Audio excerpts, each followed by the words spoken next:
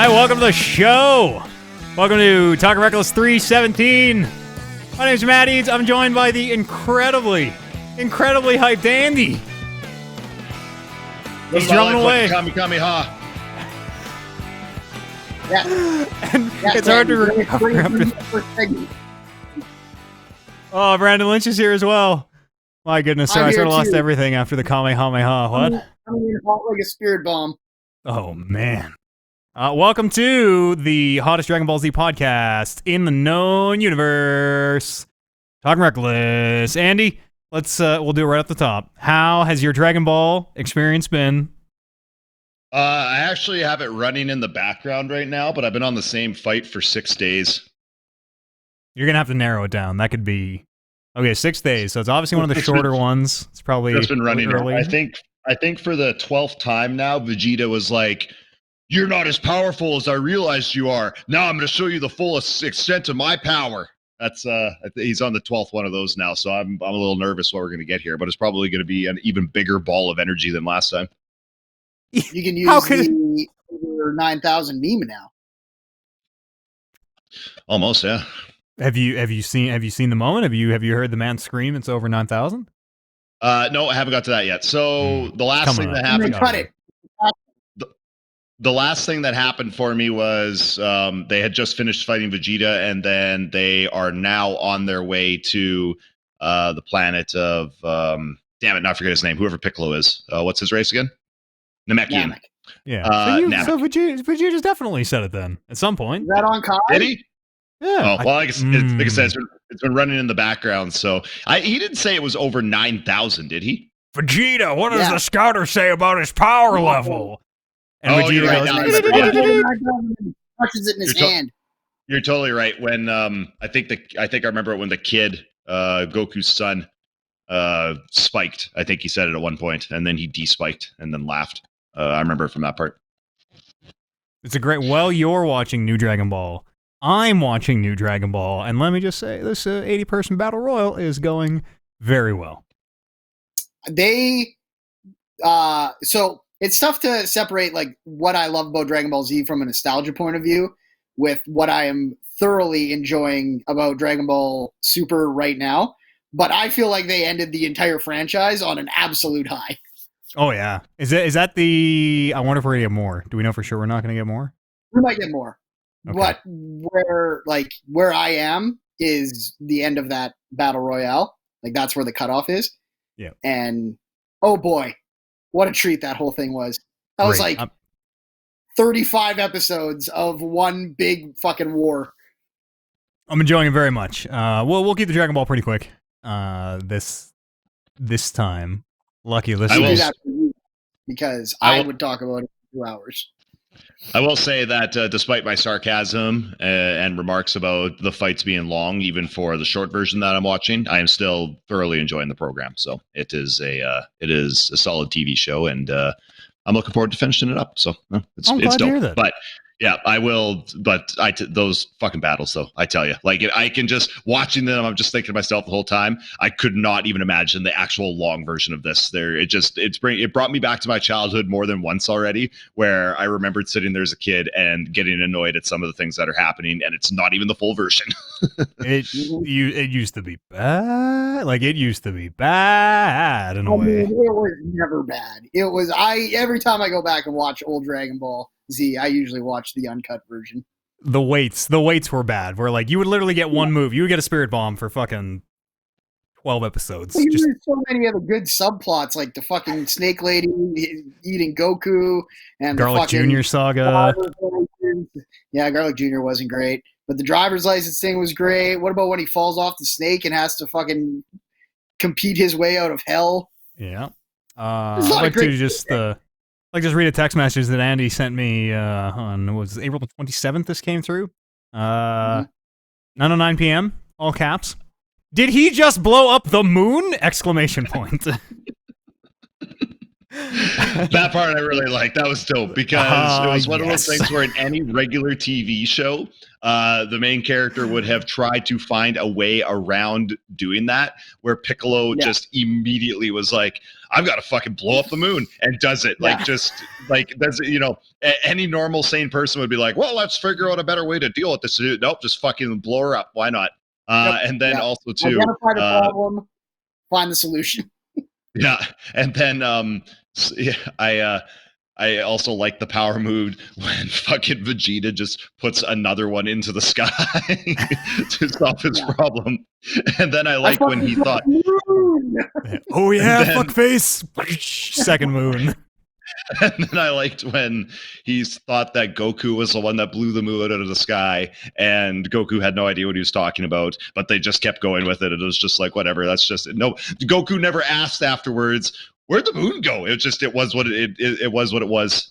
Yep. Oh no, it's good. I'm glad to hear you enjoying all this. This is like the quintessential Dragon Ball experience. So Yeah, and Goku is a lot of things. Bright is not one of the things he is. yeah, he's, other than his stupid cloud that I hate, he's really growing on me though. I really like him. And then also too, big fan of King Kai. My goodness, the episodes of him training him. Yeah, what a tremendous character. My God, there were a few times I burst out laughing, like some of the stupid jokes he'd say, and Bubbles is tremendous too, and yeah, just all. And see, I would love to see more of that in the uncut version. Just more of like King Kai training Goku. That I would watch because that was all tremendous. Just every time he talks, I just smile. He chases Bubbles around for a long time in that uncut version. I bet, yeah. No, chases him, and then the little thing he had to hammer, and the little thing has a name. It's Gregory. Also, he might be the best one on the planet. It's pretty cool. Gregory was all right. Bubbles. If you love antics, brother, are you ever gonna love Super? If you make it all that way, holy antics abound. Yeah, that's what Brad was saying. It's unquestionably funnier. Yes, and so self-aware. It's good stuff. I like really good stuff. Yeah, those are my favorite shows. So that's, as a big fan of the greatest movie series of all time, Fast and Furious, I'm a fan of shows being aware of themselves. So man with good taste. I'm using this fancy new RTX voice for this podcast, and there's a motorcycle driving through my living room. I don't know if you can hear it. I can't hear myself in my headphones. This is a good test for how well this RTX voice works. Through your living room, you must live a couple floors below us. It's gone, thankfully. I can hear people again. Could you hear any Nope. motorcycle pick? It would be super obvious because it was like shaking the fucking walls. Nope. Wow. This RTX voice stuff is pretty amazing when it works. Goku and Vegeta could fight in your living room. We wouldn't even notice it. Yeah, shit. Nothing. You wouldn't even hear anything. That'd be incredible. Shame, I'd love to have Goku and Vegeta fight in my living room. Maybe just Vegeta. He's Mondo cool. Video games. We're here to talk about video games. Hope everybody's week has been going well. Hope the folks at home been staying safe, staying as sane as they can in these crazy times. I see a good number of states are reopening today, which, speaking of crazy times, maybe these times are about to get even crazier pretty soon, because we're starting our reopening on May 14th. On May, yes. Worth noting that we have here in Alberta just over 5,000 cases. There are states with 6 digits worth of cases that are reopening today, which is crazy fucking times. America. The world. Not just America, though crazy times everywhere. Yeah. That's why I ignore all of it, do my part to stay safe, and do fun things like watch Dragon Ball Z. Yeah. Where it's great characters like King Kai that bring me joy. And also play video games. Like what? Well, not much new stuff this week, but there was a bit of a Battlefront 2 update, so I've been diving into that over the past couple of days, playing some of that. That's kind of what I've been mainly doing. The final update, they're saying. The final update, which, when did that game come out? Like, it's been, now? I'm going to say November 2018. 2017? Let's see. I think like 2016? I feel like it was maybe. 2016. I don't think it's when did that first Star Wars movie come out? The new one. I thought that's when... Or no, that's when the original, that first Battlefront came out, right? 2017. Yeah. November 2017 was Battlefront 2. So for a game that, especially on launch, was not very well received over the past couple of years, I have to say that I'm happy that they stuck with it, and everything that they've done up to this point, I think, was very much so worth it. So it took them quite a long time, but they made a pretty solid game after all these updates. So I'm happy that they're leaving it where it is. I played. I jumped in for a little bit. Played a few rounds. Got a. So they've taken crates out. I guess I was trying to wrap my head around all this like moments before the podcast started. They've taken out. They've not taken out crates. Everything you get in the crates now is cosmetic. It's costumes. It's no longer abilities and stuff. Which is good because remember that game came out and you didn't even have all the heroes and people did the math and I was like, oh, you need to play more time than there is in the known universe to unlock all these heroes. It was mathematic. You would die before you could do it. And then that whole loot box thing happened, and you remember even over in like Europe they were having these, I don't know what the word for it is, legal talks. I don't know what meetings, tribunals. I don't know what the word is, but they were very seriously looking at loot boxes and like laying down legislation. And so yes, they took out everything that is tied to gameplay. It seems has been taken out of the crates. It is all now cosmetics, which is maybe how it should have been. It's easy to sit here, I suppose, after the fact and point fingers, but yeah, it feels like a game you would feel okay buying for full game price now, I guess, from the little bit I played of it. Have you played the campaign at all, Andy? No, I am, but I'm not the person to ask whether or not a campaign is good in a shooter game because usually with multiplayer shooters, I don't ever play the campaign. So.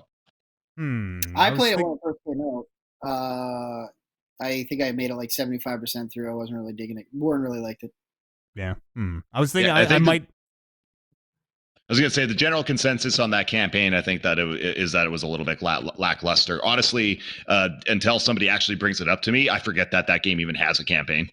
I 100% did until Matt said, "Did you play the campaign?" And I was like, "Oh shit, I played that when it came out."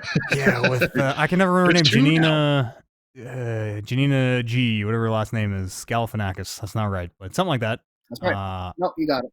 Yeah, I just played through that first mission today, and was one like it seemed okay. I don't know. You were just like a weird stealth droid thing. It looks so good and it sounds so good that like I kind of just feel like I'm playing through a movie, which is really fun, a Star Wars movie. But I don't feel like the actual campaign itself and the story and the level design. I remember being like, this is all okay. But I like the same things about this as I like about the multiplayer, which is just I like fucking hearing all the lasers going off and hearing all the chatter and everything and the lightsabers turn on behind you. And it looks and sounds like Star Wars, which is really cool. Like so I've realized that my love of Star Wars I think is just kind of cool. You know, we're out of Star Wars now. It was really not hot on episode 9. Watched it again finally, and I might say I hate episode 9. I don't know if I've hated a movie before, but even on the rewatch of episode 9 just makes me angry to watch. Like literally from the very first word you see on the screen, I'm mad until the end of that film. A signal rings across Fortnite. The dead speak. And so I don't like. I would probably rather go back and watch episode 9 than episode 1 or 2, and that'll probably stay with me for the rest of my life, just because of how that movie looks. Yeah, just like those movies are like the acting is so bad in those movies. Those movies are just everything in 9 is bad. No, the problem with episode 9 is like the unfulfilled potential for me. Like when I left, I was like, well, that movie looked great. It looked a lot better than like the prequels. The acting even was a lot better than in the prequels. But it was just this like moment where it was like, that's how you ended it, eh? That's really disappointing. It's the same thing with Game of Thrones, where it was just like you had all these ideas of how they could end it, and you're just imagine this perfect world where they tied up all these loose ends perfectly, and it was this great ending. And when it doesn't happen, it just sours you on everything that happened before it. Yeah, I very much feel the same way. I think where yes, my general love of Star Wars is cool. Though I just need another season of Mandalorian or something. Like don't worry, I'll get fired back up next time any Star Wars is out. I'll be right back in there. But I was having a really good time because I was just playing. I was pressing play now, and it just kept throwing me in. I was always the clones, and I was always using that blue heavy gun, pew pew pew pew, which is real dope. Yep. And then I was playing as the First Order or something, and saw some characters from Episode 9, and was just like, oh, I need beep. And turned off the Xbox. Like I've had enough of this game. Yeah, no, I feel like it didn't sour me on. Like, I still really like Rey as a character. Sure. I really liked Kylo Ren as a character. I just didn't know I didn't like what they did with them. I never liked what's the John Boyega character. Adam Driver? I think I just like shirtless barrel shaped Adam Driver. Oh yeah, he's fucking great, and he was the best actor in that trilogy by 8 miles. So yeah. Adam Driver. I mean, I don't know what he was doing before Star Wars, but I'll just say the best thing to come out of Star Wars.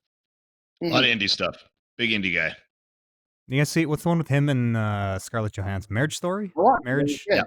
That one's really good. I actually want to watch that. Yeah. That looks really good. He's quietly very funny. Can I just say that I agree with you, Matt? I'm completely on your page when it comes to those last 3 Star Wars movies. I was super into that first one. The second one, I was like, oh, it was pretty good. I'm not going to be on board with the haters. I actually really liked it. But then just that third one, it was like over the course of like 3 weeks, as I thought more and more about it, every single day that went by, it just slowly made me dislike all 3 of those last few films more and more every single day. Like, I was just like, no, like, why? What? No. Just a big fan, just catering to the fans. That's all it was. And I get like what you're saying about kind of that third one tainting that, at least that last trilogy.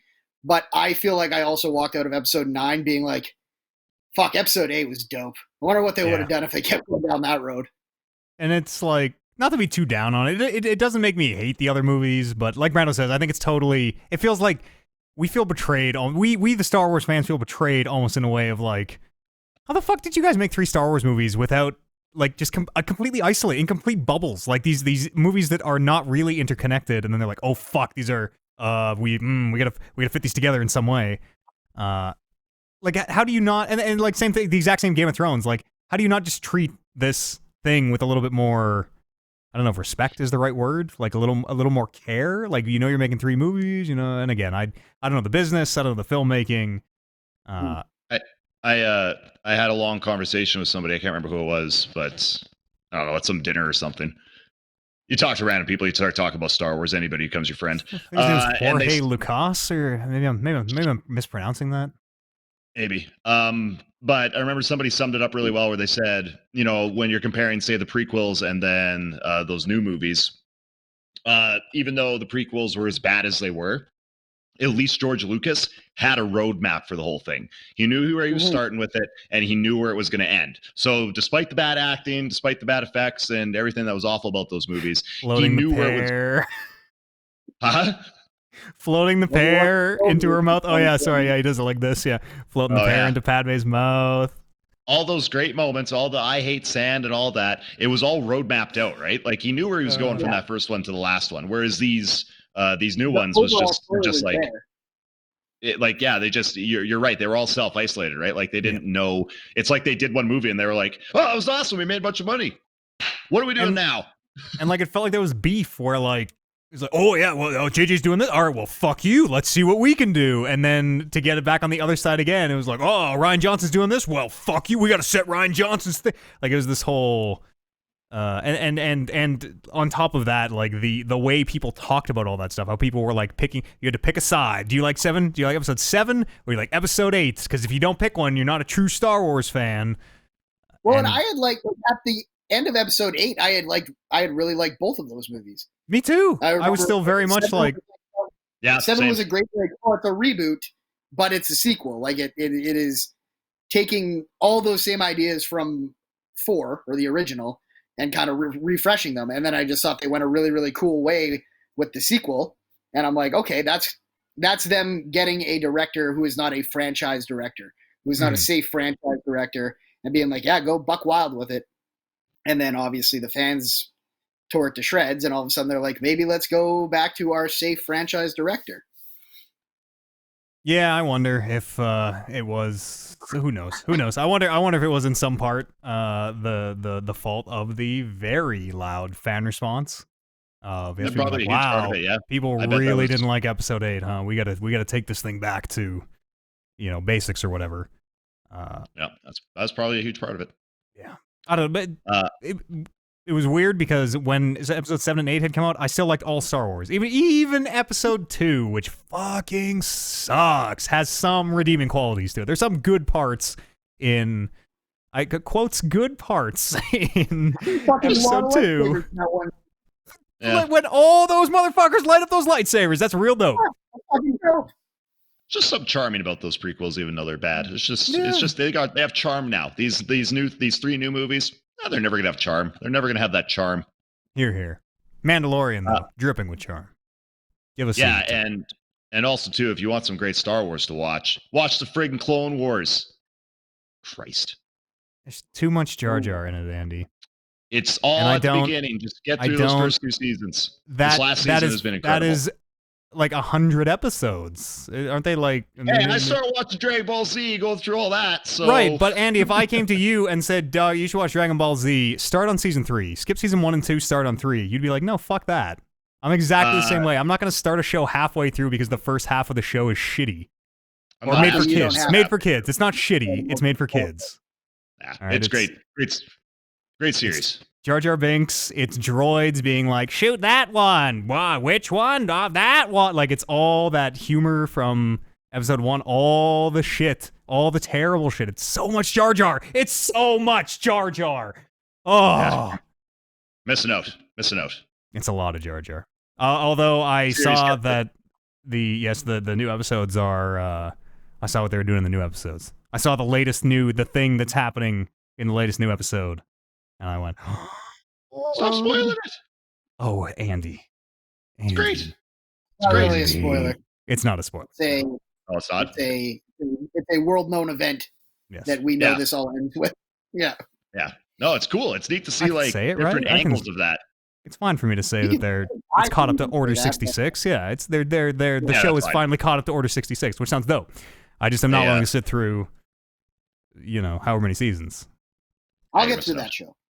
It goes in. I tried a little bit. I tried. I watched a good chunk of the first season and just couldn't hang. It's it's for kids. It feels like it's made for kids, which is fine. It's a great show. I agree. Andy, I agree. Great show. Just not for me. Oh. Because I'm a man, Andrew, not a boy. Speaking of being a man, I looked into buying Dragon Ball Z shoes again for the first time in about a year. It's time. The thing that all men do. Maybe the pandemic's been maybe DBZ shoe. I remember when I wanted them the first time, and I was like a week behind when they went on sale, and I looked into them and be like, I wonder if I can get a pair of these, and it said the first drop is sold out. And then I stopped thinking about it for a very, very long time, and then I watched Dragon Ball Super, and I was like, I should get those fucking Gokus. Those fucking Gokus I've always wanted. And then I went onto the Adidas site, and it still had the Dragon Ball header, and it was like the 4th drop has sold out, and I'm like, oh, I might have to sign up for a newsletter or something. Just wasn't meant to be. Yeah, because you can find them on eBay for like $600. It's too much That's too much for a shoe. Yeah, it is too much for a shoe. Dragon Ball shoe, though. Right, which is why I spend some time on the page looking at it, but I just can't justify it. That's the price of an Xbox. You're telling me. Hey, speaking of buying things, yeah. I bought I ordered it. It hasn't. Let's see if it's shipped yet. It has. I just ordered it yesterday. It hasn't shipped yet, but I got a new TV on the way. I got an OLED, 4K. What else is it? G-Sync, HDR. You name it, Andy. This bad boy's got it. How big is it? 55 inches, which is too big for my apartment, but that's as small as they come. 55's not that big. Really? Does it's pretty it fit big. in there?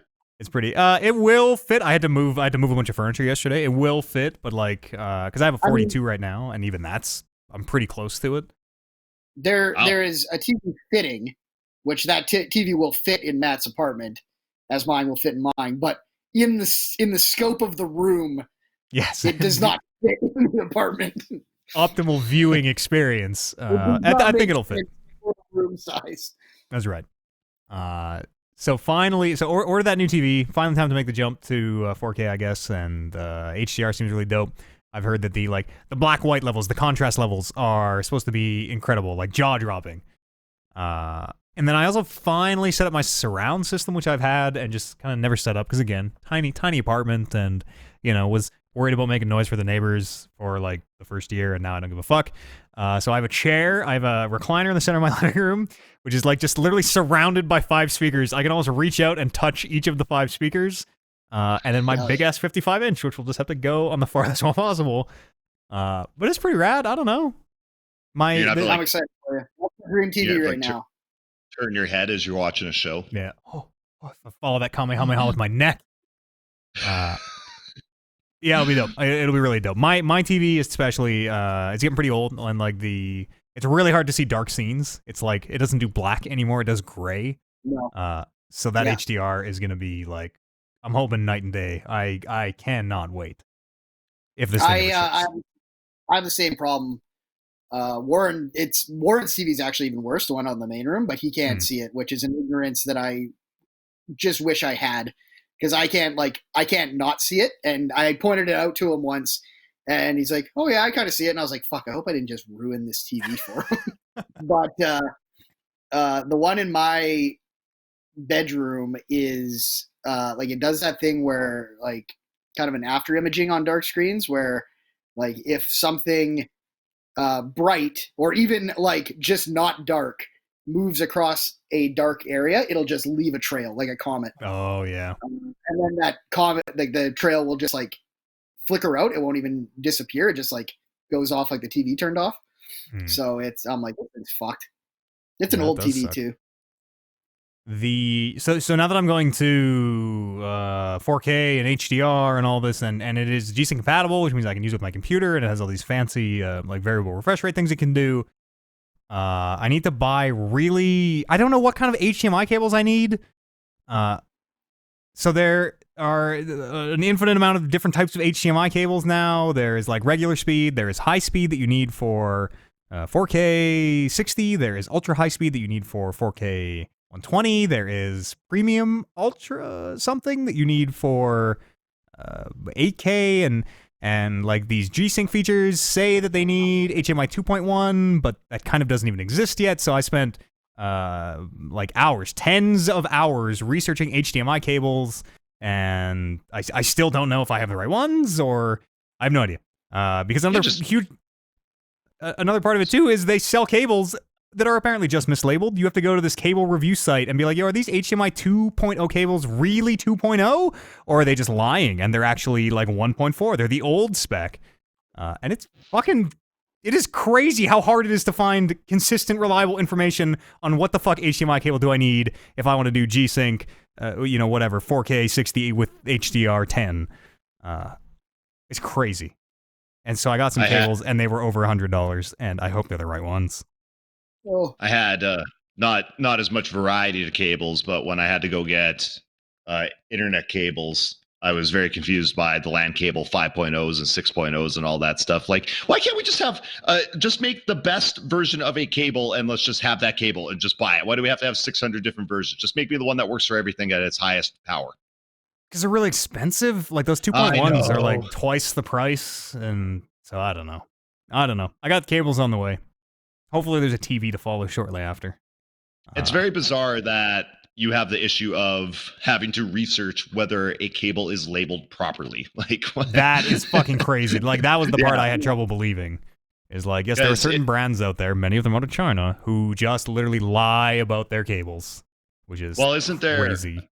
I think I read about a legal spin once where you can put something on packaging that says what a cable is supposed to be, what you think it is, but that isn't necessarily referencing the type of cable. The company will just use it as like a trademark for what they're calling that cable. Am I making sense with this? So like Yeah, it's totally. not actually like they're just I'm trying to think of an example because like I It's read like- about it with a lot of food, right? They're Where like treating 2.1 as like a brand name almost over. yeah, there exactly, yeah. Or like TWO saying POINTONE or whatever.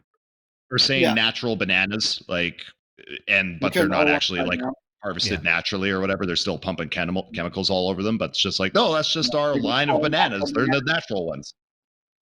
Yeah, It's like KFC. I know Not what you even mean. But chicken. when you're talking about like when you're talking about specifications for electronics, that is so fucked that is a thing you can do Yeah, totally. legally, apparently. Yeah, like frig. That's all I have to say to that. Frig. Yeah, frig. So that'll be. I'm super stoked to get a new TV. I cannot wait. It has been. It has to be like 15 years. I should ask Oliver because he and I bought ours at the exact same time. We bought the exact same TV. Oliver's on his Oliver's on his what? Sorry. fourth TV since then. I think he's still fucking. I think he might. I think he and I might still have our same ones. I think we've held out, waiting for this specific LG OLED to drop in price, and it finally did. I'm excited to come over to your place and sit on your lap and watch some shows. Yeah, I mean, I got a futon. You'll just be outside of the surround fence, the surround sound, so it'll make no fucking sense. I wasn't saying sit on your lap because of the space eats. It was because that's surround sound. All right, yeah, we'll both sit on the futon then. Oh yeah. You've inspired me. We're probably gonna get a new TV soon. We sorry, every time your mic opens, it takes a sec for it to catch up. It seems something about a new TV soon. Yeah, I think I'll. It's just I think it's just us. I think it might be like when it tries to. It seems like if we try to talk over you, it. No, I think you're coming through the headphones and everything through the headset. Yeah, It's you're just if fine. we try to talk over you, it's like and then do it again, and I'll talk at the same time. See if it's not better. Substantially better now. Substantially better now. I think maybe that does sound a little better. You sound like Perhaps the beginning. my headphones weren't plugged in. Oh yeah, no, that does sound a lot better. Listen to that. Perhaps. Now, let me talk while you're talking and see if it goes. Say stuff right the now. whole time? No, so it's kind of still doing it. yeah, if you're on your laptop mic, you'll have to just refresh the browser window you're in, and then if you're set on the new mic, it should go to the new mic. But anytime you change mic, it'll have to. I thought something was sounding a little fucky. Yeah, we'll talk about Star Wars or something over here. What were we talking about, Andy? We were talking about it's amazing. It's amazing how we went from Andy, what did you play recently, to talking about Star Wars in general, and then also you got a new TV. Yeah, we were talking about Battlefront though. So yes, can I say one thing about Battlefront because I have to defend Warren's honor because he's not here. By all means. So they came out with some new skins, which they're actually pretty cool. They came out with the Rey one with the gold lightsaber, which I like that they waited on that until after the movie, which is good. And then also Palpatine from the movie too. They just gave him a red shirt, whatever. And then Darth Maul got a new skin, and they took from I'm pretty sure it was from Rebels, where he had his mechanical legs in Rebels. So and kind of gave him a bit of a tighter top and stuff. And actually, it's a very cool skin. Now, in order to get the skin, Matt Eads, I want you to take a guess at what the criteria is in order to be able to unlock that skin. Spend upwards of. I have no idea. This could be anything. I'll give you a big hint. You have to kill a certain amount of people. Oh, kill 66. It's probably not 66. 66,000 other players. It would have been cool. Oh, good lord, that's a heck of a guess. That would have been cool if to get an Palpatine skin, they did 66 guys to kill. That would have been really cool. Yeah, no, you need to kill 5,000 other characters as Darth Maul. Okay, so I was only 55,000 off. We thought it was high, one zero off. 51,000 over. Yeah. This clearly did not shock you as much as we were expecting to. 5,000 enemies as Darth Maul. Yeah, that's a lot. When I said 60, when I said 60, I meant 666. I meant 6,666. 5 digits of players is obviously ridiculous. 4 digits? I thought it might be 4. Yeah, it's a lot, and that is a lot. And you probably still have to spend credits in the game to get the skin afterwards, knowing that game. So, but he has the spider legs. He's got the mechanical legs. No, it's just they're just metal, but because they had he had the spider legs when he was in the dump, and then he got like the ones I wanted them to do is when I he don't know was if you when he saw was them. like living in the dump because Ashoka burned what's her name? Ahsoka burned his trailer down accidentally, eating the 9 cans of ravioli. What do you mean when he was in the dump? No, it was actually Jar Jar Pissing in Binks that did that. jugs. I can't talk about these things. These are spoilers. So there was the one part in the show where when he first got his legs back, they were kind of like these like spider, kind of like General Grievous's legs that he had. That was the skin that I was hoping that they were going to do. They were going to give him those ones, but they just kind of gave him in Rebels. He had kind of just regular kind of looking mechanical legs, which they still look mechanical. They're kind of dope, but I don't think they're killing 5,000 players as Darth Maul dope. You do from the few games I played of that, you do. It seems like you do get a lot of kills. Where like, my experience with Battlefront was kind of run down a hallway. It was like 2 Battlefronts, 2 like walls of like I don't know 20 people each, just on either end of a hallway, just dumping. So you're like, I got like 17 kills this life, right? And died a bunch. But I feel like you're not as durable in this Battlefield. As Darth Maul, though. You have to do it as Darth Maul. Oh, okay. Shit. Yeah, that's a lot. So, if you're playing in regular modes, you have to fight everybody else on the planet who is also trying to get 5,000 kills as Darth Maul. And you can do like the wave-based stuff and get kills that count towards it, which is the way to do it. But still, that's 5,000 kills in wave-based stuff that you have to do as Darth Maul, which also every other player that's going into that is also trying to be Darth Maul. And so only one Darth Maul at a time. Yeah. So what we're thinking is Warren, because he'll do it. He's going to pull this off. I have no doubt in my mind. But he's probably going to get to like 500 kills left or something until he hits his mark. And then EA is going to announce Battlefront free or something like that. Or just give the skin for free.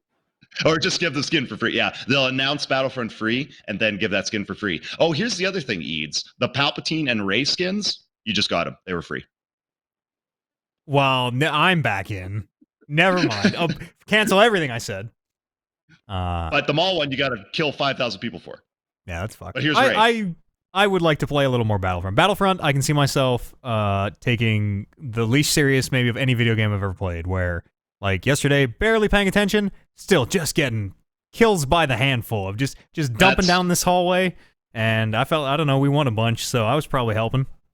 That's my favorite part about it is it's unlike Call of Duty and some other shooters, and especially every battle royale we play, I can sit down, I can play that game for 2.5 hours straight, and I'm just having time of my life. I'm getting blown up. I'm playing as a Jedi every now and then. I'm getting sliced up. Like, I love it when I'm in a room with people and like Warren and I are doing good. We're capping a point, and then Vader comes out of nowhere, and we're like, "Oh shit!" Oh, and then it's just like you just go. It's just fun. It's just good. We've been playing a lot of that, not like playing against AI mode. Well, we have to play the wave based stuff because Warren wants the Maul skin, so he's got to kill 5,000 players. I was even like, last night we were playing, and Brando's like, I want to play as the good guys, maybe. Can't be done. We can't do that for the next 6 months. No. You are the old fucking trusty separatists again. Just get my Geonosis fucking droid trooper and off we go. The droideka is cool. Like I should say that there is actually the more I played, the more I like. There is a lot of attention to detail in that game that man had. And there's another universe where that game launched well and was the Star Wars game that we talk about for the next 10 years. Where like rolling around as a droideka is you are a droideka. You get it. They move how they move in the movie. You're like, oh fuck. Like it. And like the way they handle makes them make sense in the movies in a way where you're like, why do they always run? And you're like, oh, because they're slow as shit, but they have this little boost they can do, and that's why they're always fucking rolling real slow until they're not. Yeah, there's some really, really in-depth attention to detail that. And those, like, if you look at those character models, the hero models on the just on the select screen, they're fucking gorgeous. Like, you get Yoda. And he opens up his green lightsaber, and you can see the lightsaber light glowing on his face. I'm like, God, this looks unbelievable. I got Han Solo on my sidebar every time it seems. I got Harrison Ford at like Uncanny Valley Harrison Ford. We're like, oh no, God, stop looking at me. Yeah, it's neat. It's neat. For as down as I was on that game when it launched, it seems like they have got there after all this. The game that it is now is it. If the game was, it would have been good if that game would have launched at 3/4 of what it is now, and then they added in that extra stuff, and then they added in even more. Like this feels like the game that should have launched, and then they should have had some more. Obviously, not some of the new movie things. There's some maps and stuff from the new movie that wouldn't be in there, but that's why you'd only have like 3/4 of it, right? But like as soon as they started doing all the prequel movies stuff, that for me, and especially since I think that era is really fun. That's when it really started to get good for me. And then with the introduction of capital supremacy, once they kind of tuned that out, that seems to be like the game mode of the game now, which it wasn't even part of the launch, right? But that's the one that everybody's playing now, and that's kind of the one that they pump the most effort into. That's where you play like the capture the 5 points, and then it changes, and it's like, we got these drop ships, and then you go up on the ship, and you got to blow up or defend the. Is that the mode? Yeah. Okay. Is capital supremacy and supremacy probably the same thing, right? I think it just says play supremacy on the main screen. I was like, okay. Yeah, capital supremacy is supremacy. Yeah. Yeah. So, okay. It's cool. It's neat. We've said this before. If they make another Battlefront game, it seems like that might be something special. But I remember saying that exact same thing in like 2016. The thing is, though, is that at least I like this game now, whereas Battlefront I didn't like by the end of it. I would still play it, but I didn't really like it. This game I genuinely like now. Like at the end of this, I'm like, okay, just don't blow all this up. Use these same ideas if you do another one and build on them, and then we should be okay. And then one last note, Eads, on the capital supremacy. You're coming in at the right time because you missed out on when that first launched, and some of those matches would take no less than 2 hours to finish. Oh, good. The old stalemate. Oh, yeah. They were fucking long sometimes. I remember when there was one that we did. Warren and I were playing. We probably have been going for almost an hour. And he's like, hey, Andy, I got to eat. So he ordered his food, left, went and ate his food, came back, and I was still fucking in that game, going back and forth on the drop ships and back down to the ground trying to win the damn thing. So they really fine-tuned it. Now whenever there's a long game, at least you're kind of into it because it's more competitive and not just like some sort of a stalemate, right? So you're not just waiting for one team to have a bunch of guys drop out. And then my last thought on Battlefront is for as as much as it didn't resonate with me, the thought of like the DLC following the movies, and like if I were way more into those movies, it would be so fucking dope to be like, oh shit, this is the planet from whatever, this is the salt planet from episode 8 or whatever, that red planet or whatever. Like it would be the idea of like living DLC almost, just following these movies and like, oh, new vehicles and shit from the films would be super cool. New skins for all the new heroes and totally. Just I feel like I just missed out. It feels like it missed me by. Again, there's another universe where things were just a little bit different, and Battlefront hit really well, and I was the big proponent of it instead of the opposite. But yeah.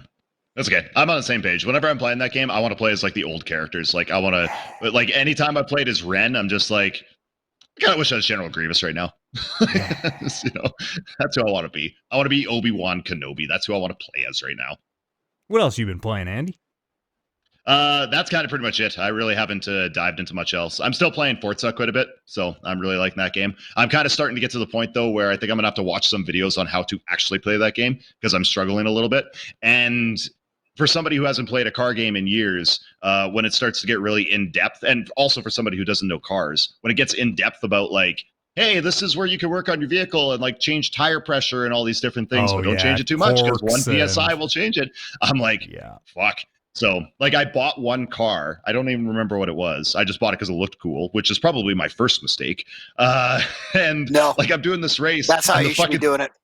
That's how I should be doing it. Okay, good. I'm doing one race and it won't even fucking turn. Like I can't drift with it and I can't turn. And I'm like, I have no idea how to even begin to figure out what the fuck is the problem with this thing. Like, what do I need to do? Like, is it my gameplay? Is it some adjustment I need to make in the shop? Like, what the fuck's going on? And so that's, other than that though, it's I'm still really enjoying the game.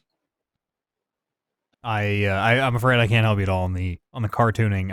Although I will say I played a lot of Forza 4 and never once ever dealt with any of that. I was like, I don't know what this is. You tell me what the PSI should be, game. I feel like there are menus where it's like there's like you can tweak all that stuff, but there's also like this car's built for handling, this car's built for speed, and I'd always be like, I need one of every one of these categories, and then I'll just switch depending on what the race is like. But I never touched the like, oh, you got to inflate your tires a little more, and you gotta maybe your differential's a little bit off, and I'm like, well, fuck you, play me the good music. And that's the other thing too. I love I'll just crank the sound bar and just like fucking pump those jams. That's one of the things I like about that game. It's just like put it on the it's Pulse. Unbelievable. Pulse is the best station, hands down. It says your name when you start. It's like, hello, Andy. I love that too. Well, and the accent too. My goodness, don't even get. Hi, Matt. We're not even going to get into the crush that I have on that voiceover. I fucking love at the end of every race where it's like your little avatar that's like fist pumping or flossing, and then it like zooms out and you're like really tiny in front of a massive waterfall. It's just like, that's what we're doing to celebrate. Fucking big floss at the bottom of Niagara Falls. It's cool. But maybe that's my problem. Maybe I need to stop looking into some of those finer details and just, like Brando said, just buy a car that has better handling or something like that. It's pretty look good at, like, about the meters and look for the big chunks instead of the little like, oh, just tweak this here and there. It's like, no, give me the one with like all the handling bar full. Forza in general is pretty good about if you don't want to do like if you want to play completely arcadey, you totally can and turn the racing line all the way up. If you want to play it a little more simmy and like do the underinflate tires and do all the tinkering, you totally can. I'm an arcade player through and through, though. I just turn all that shit off. Please give me the good racing line that tells me exactly when to speed up and slow down. Thank you very much. Let's do this. Yep. I want to handle like a Mario Kart. Yeah. And that's also, it's amazing how often I'm in those races. I'm just like, fuck if I had a blue shell right now. Just doing the back and forth on the stick, trying to get the sparks to change color. Yeah, I think that's one of the problems too I'm having with the drifting. It's just I'm so used to just playing like a Mario Kart that like adjusting to actual drifting has been really weird. So it's really I don't know how to do it. It's really hard. Like I do not really understand the fundamentals of drifting at all in quote real car games. I'm starting to get it. The only thing that throws me off is track conditions. So, like, if it's wet or something like that, I'm fucked. Like, I have no idea what to do. Like, I think you don't even attempt to drift. I think you just slow down. But yeah, I think you might be totally right.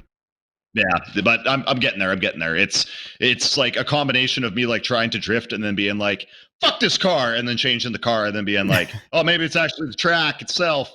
And then by the time I start figuring out conditions, it's like, oh, the winter season's gonna start. I'm like, fuck. So. You know what? You shouldn't be racing in the winter. That's when you put that game away. Don't race in the winter. That's true. Yeah, I think that it's going to make me do it no matter what. I want to bring this up quickly. I was thinking about this over the past week because I know that you guys had asked me what racing games I played back in the day, and really my only answer was Need for Speed, and I didn't know which one. Other racing games I used to play. You guys ever get into those Lego games that were on PC back in the day? Lego Island or whatever, something Lego Island. Yeah, I remember Lego Island, but there were a couple of Lego racers back in the day that were quality stuff.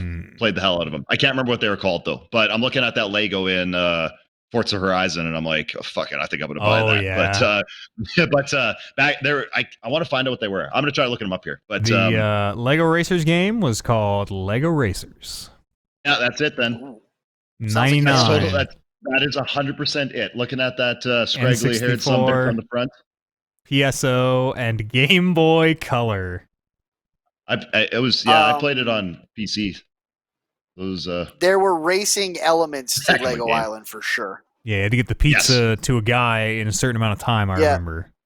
And there was an actual like racetrack. Like I remember you'd like go into like through some swinging doors on a racetrack and then race around inside some like crazy Space Mountain looking building and then come flying out the other side and do like you'd cross the finish line outside, but then you'd shoot right back into the building. Oh yeah. I remember that. You're totally right. Yeah.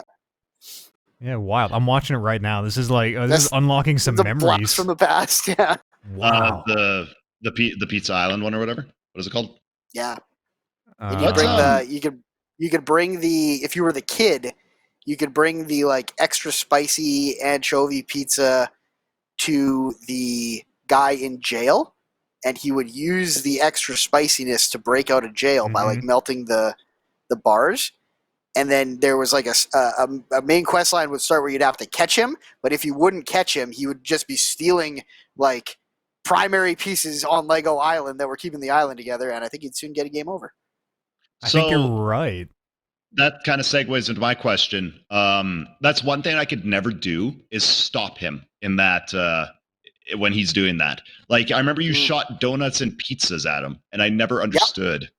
Yeah, like how do you stop him?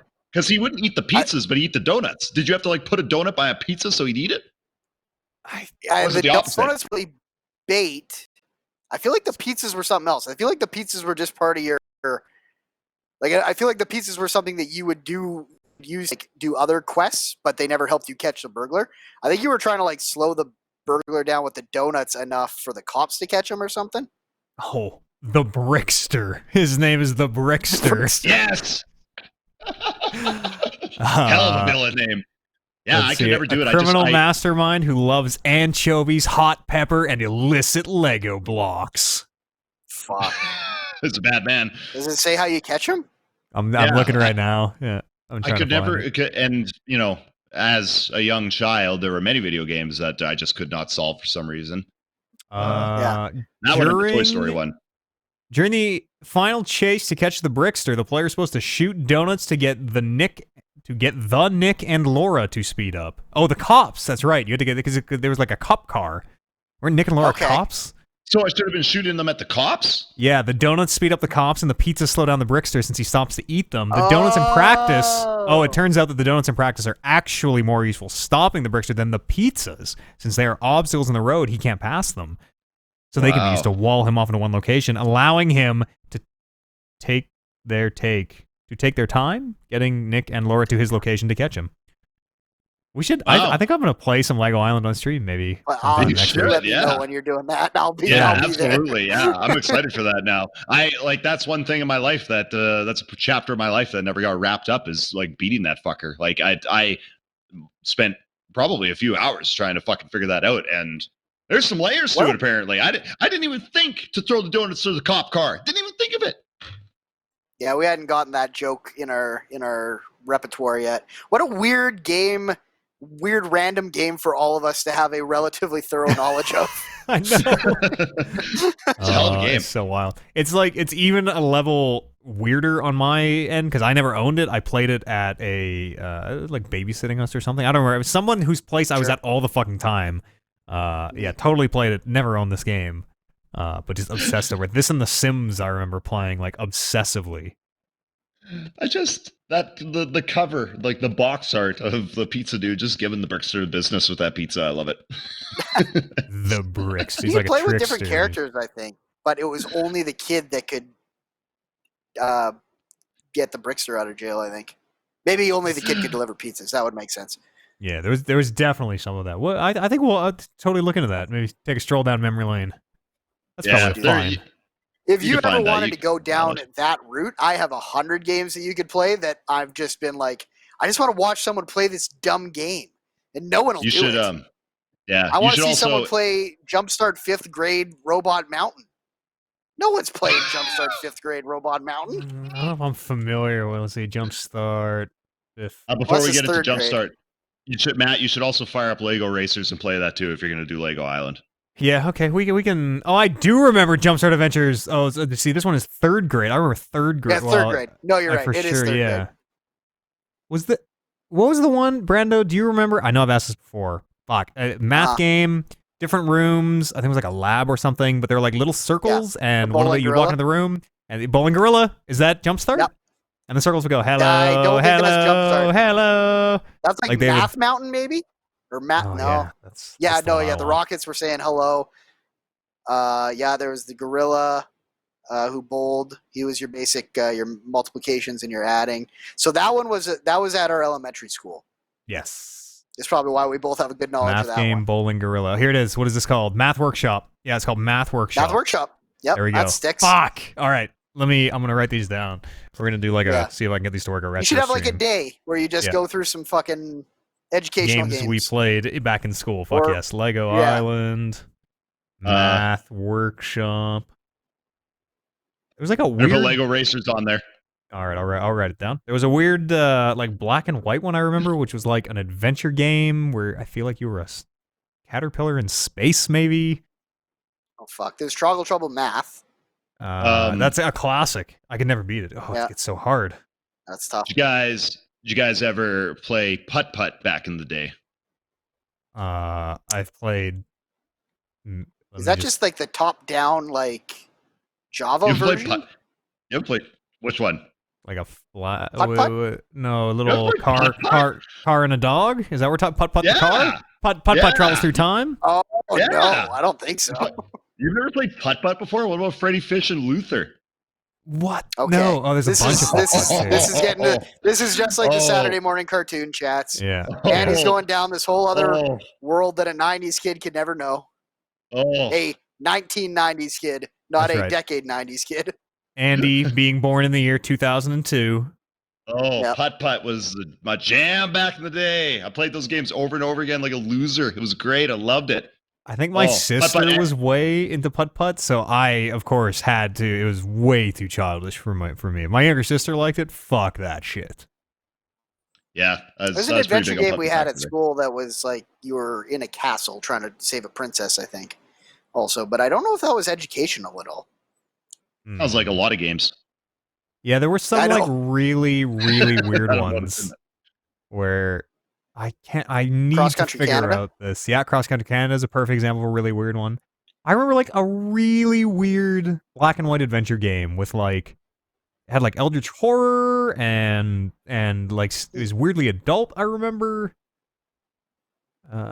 Yeah, I'm gonna do some searching Remember here all at some those point. games? Those like Windows games, like the one where you were the cat trying to catch the mouse by pushing blocks around, and when you trap them, they turn to cheese. And then I another do. game. So it's Like in the Ski same like Free style. vein of Chips Challenge, yeah, and Ski Yeah, Free. yeah. And then there was the one where you were like drawing the lines to try and like eat up a bunch of the map while there were balls bouncing around, and if the ball hit your line while you were in the progress of drawing it, you would die.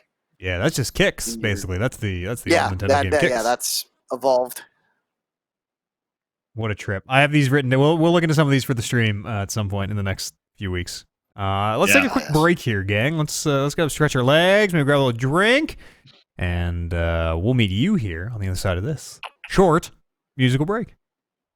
Brought to you by White Claw. Not brought to you by the cinnamon smooth taste of Fireball whiskey. Let's come back and talk about more video games.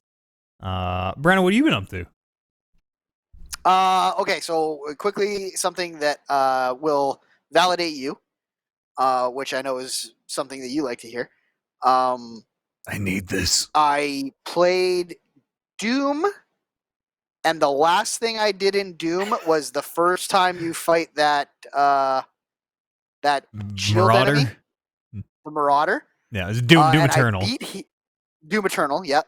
And I beat him after a few tries where I only fight him and his little minions that he's raising. And I was instantly like, this game is going to want me to fight 2 of these and 100 other enemies, and I already don't want to do that. And I didn't get stuck there, but after I beat him, that was the end of the level, and I never picked up Doom again. And that was probably a week ago. Yeah, those Marauders suck. Those Marauders are like they're like from a different game or something. Yeah, that's not fun. It's super not fun. Everything else in that game is so fun. Like and like you said, the last back boss fight third is not fun, but everything other than the not Marauders fun. in the final boss fight is pretty good. Yeah, because I was going to say, I'm still at the point where I'm literally one enemy type away from, if they pulled the Marauders out of that game, having more fun with that game than I did with Doom 2016. Yeah. You might. Like I was getting in such a fucking flow and rhythm. So you'll only see, I'll say like less than 5 of those things maybe throughout the rest of the game. They're not super prevalent. They're kind of bosses when you see them. Like they're not So bosses am I with like gonna have health to bars, fight but they're them with like a lot of other enemies? there is like 2 or 3 or 4 spots where you do that. And those are the ones I complained about, where it's like, all right, I'm going to play Doom and kill everyone who's not this enemy, and now I'm going to play a different game and fight the Marauder for a bit, and now I'm going to go back and play Doom for a while and fight these other enemies, and now I'm going to play a different game.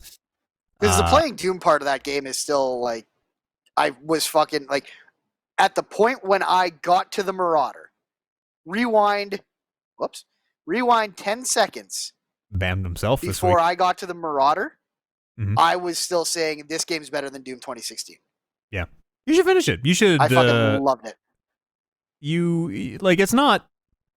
I don't know. You won't hate it. I didn't hate it. I don't think. No, and I just wasn't nearly as in love with it. It's such a fall from Doom 2016 for me because right, and it Game of wasn't the Year type like shit. I wasn't like, fuck this game, I'm never playing this game again. It was just like the noticeable, like, I stopped picking up that game first thing when I got home from work. Yeah. I bet you Dragon Ball Super honestly played a huge part of that too. So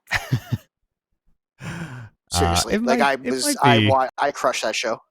I would like to know what you think of the last, like, there's a spot in the game where they're like, do all your, like, you can't go back, finish all your business because we're on to the last chunk of the game, and there's like three levels or so after that.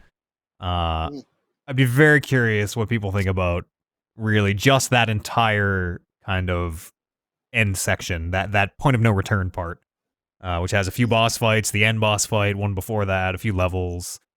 I want to say that purple goo comes back, and that stuff fucking blows, where you just can't run or jump or do anything. And yeah, not the biggest fan of Doom Eternal. Yes. What is a Tetris Maximus? Second thing. Yes, I have news. I won my first game of Tetris Battle Royale. Oh shit! And Tetris Maximus is the like winner chicken dinner of Tetris, where it pops up on your screen and the fanfare goes off and the big gold number 1 pops on the screen. Hell yes. And you all know me. I'm not a racist man, as any good not racist man starts any story. I was gonna say all not racist things totally start with "I'm not racist." Yep. So preface with that, but it was very important to me that I beat a Japanese man because of all the times that a Japanese man was number 1 and I was number 2. Yeah. Literally 30 times before I ever beat a Japanese man at this game. If I don't see Japanese characters in these players that I'm taking out, what am I even fucking doing? I'm playing children. And I had games where I KO'd 10 people and just got all these badges and couldn't get by those last few players. And the time I won was I KO'd 2 people, including the last guy, and was playing the entire game on the top half of my board. It was just survival. I was never looking to attack people. I was just getting dumped on. I just kept playing on those top 5 rows or whatever. And then eventually I got it all figured out. And I was like, okay, got this one. Dropped a line. There goes 4 more. Dropped a line. There goes 4 more. And the game just stopped. And I was like, oh God, we're at the end. And it said I won. And I was like, oh, banging on the walls, throwing the switch. Warren! Yeah. It felt so good. Yeah. It felt better than any other Battle Royale win I've ever had in a first-person shooter. I was going to say, I feel like the skill gap between... Maybe this isn't true. Maybe it is. But I feel like the skill gap between, like, Johnny average Tetris player. I know how to play Tetris. I've played Tetris before. I'm not great, but I can play. I can't play it master, whatever. I feel like the difference between average Tetris player and good Tetris player is way smaller than average, like, first-person shooter player, average PUBG player, average Apex player, and, good Apex player in a way that, like, I might never win a Tetris game again. I might never win a Tetris 99. I won the very first Tetris 99 Battle Royale I ever played. Day 1, the first day it came out, and nobody knew what was going on. I might never ever win again. I just suck ass at Tetris.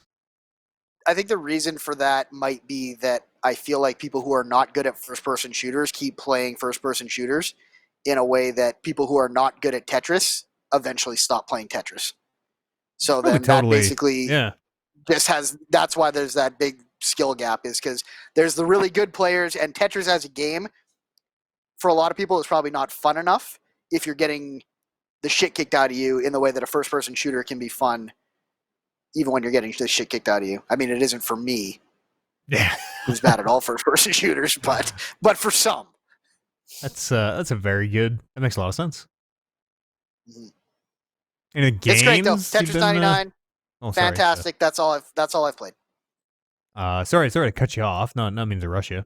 I played a little Gears Tactics. That's a new Gears game. Very little, very, very, very little. Like, haven't even finished the first mission because I'm dumb, and I don't remember what we did. It was in the tutorial, and I thought I was getting fancy or something. I fucked something up. I meant to go reload to the last checkpoint and press reload mission, and it was a whole thing. But anyways, Gears Tactics seems dope. Gears Tactics seems like surprisingly good, and in a world where an XCOM game just came out last week, and this is also a top-down tactics-based game, it seems very, very different from XCOM in a way that you could definitely play both if you wanted to.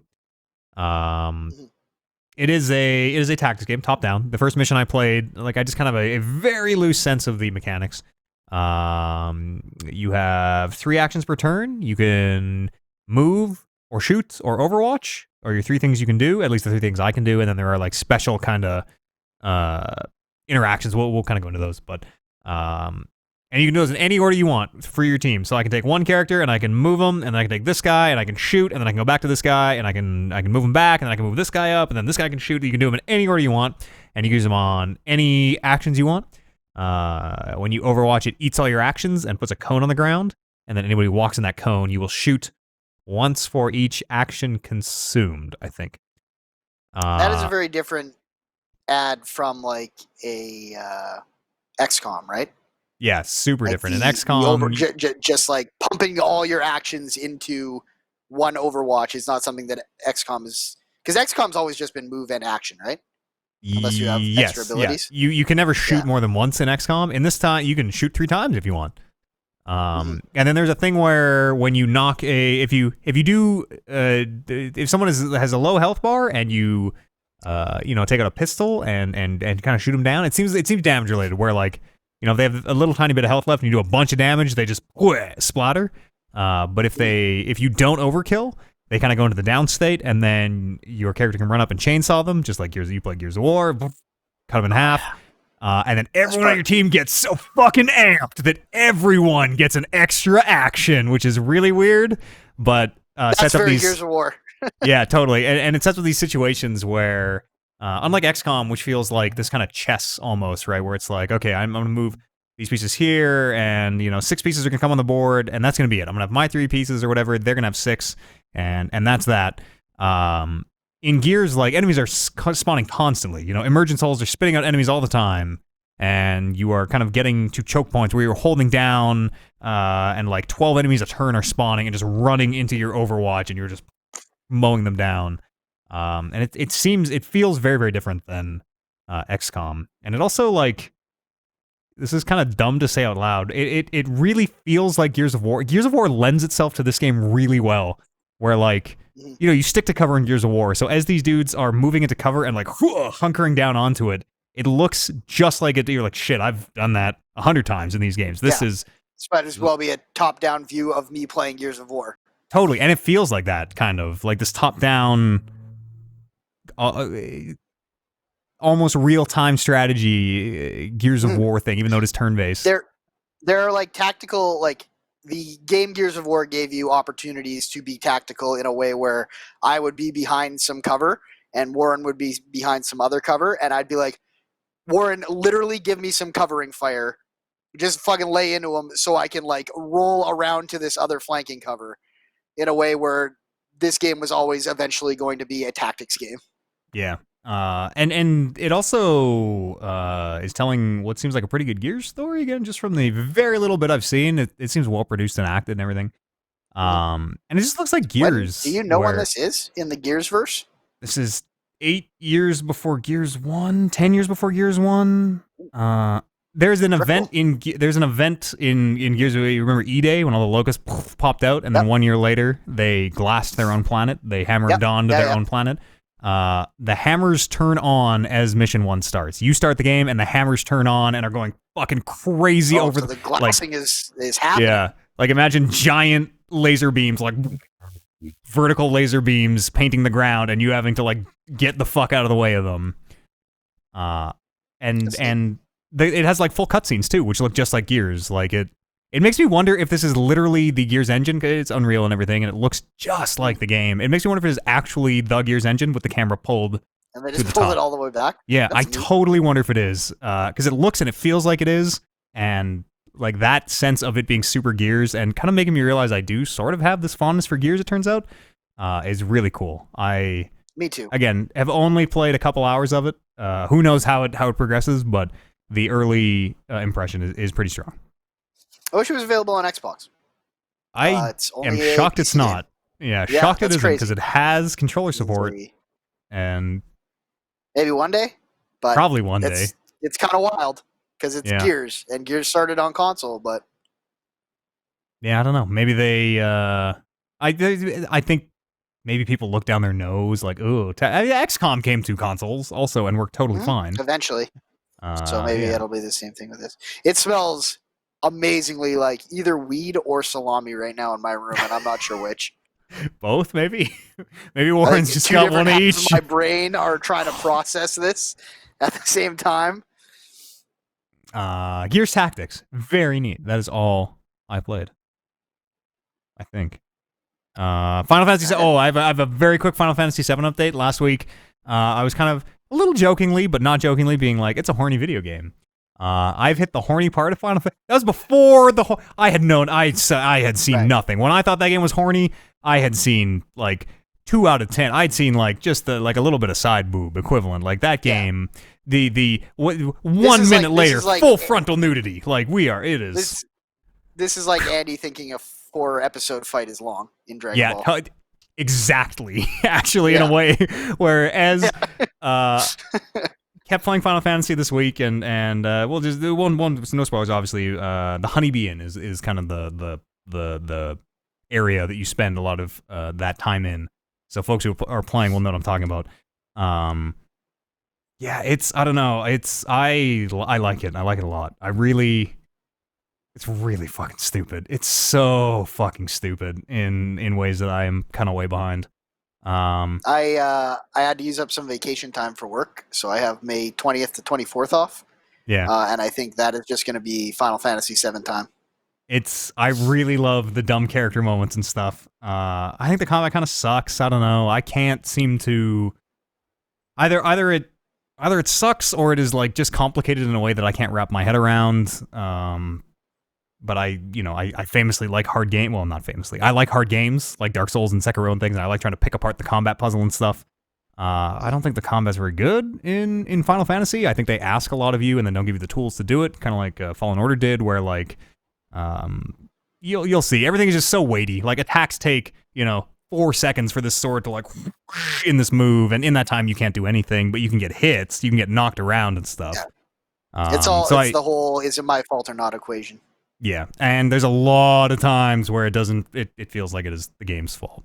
So cranked it down to easy, and it only has 2 difficulties, easy and normal. Normal, I was just banging my head on, like, made it 10 hours in, got to this boss fight that would just get him to 30%, and he just wipes the party. He just does this big attack that would just kill everybody. Tried everything I could think of. Was pretty sure I had it figured out of like, oh, he's weak I gotta use this element to knock him off the wall, whatever.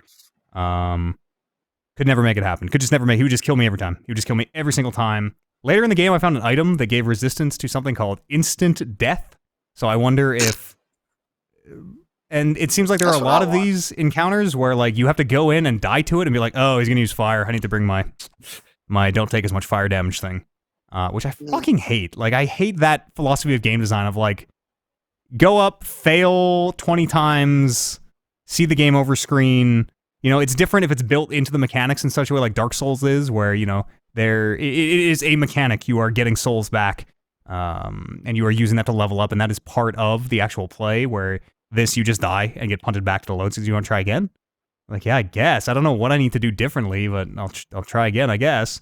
And so after doing that a bunch of times, could not get it, put it down to easy. Easy is hilariously easy. Like, you don't even need to play. You can sit the controller down, and your companions who are incredibly useless can just handle it. So it is. Hell yes. Yet another Japanese video game that, just like Fire Emblem, seems to have this massive gulf in difficulties this huge like gap, this valley between them where normal is fucking hard in some spots, easy is hilariously easy all the time, and there's no middle ground. Andy, you're muted, I believe. You've been muted this whole time. I think I got no sound from you, buddy. And if it helps, I don't think I've seen you talk until now. Definitely not on my end. Also, yeah, definitely not. Okay, he's gonna bam himself again. Yeah, I remember he did that earlier too. I wonder if that is he coming. Maybe he had to refresh. I don't know. That's weird. Has he been muted since the break? He hasn't said anything since he got back. I don't think. Well, we'll see if Andy comes back. Live recording. Yeah, that's I'm gonna move my foot over his face. What was I even? What were even just the? Oh, Final Fantasy. Yes, the horniness. It's so horny. Yeah. Oh my god, I love it. It's great. There's a whole. How's the story? I don't know yet. I don't know. There's a lot of me going like, would this make sense to somebody who knows 7?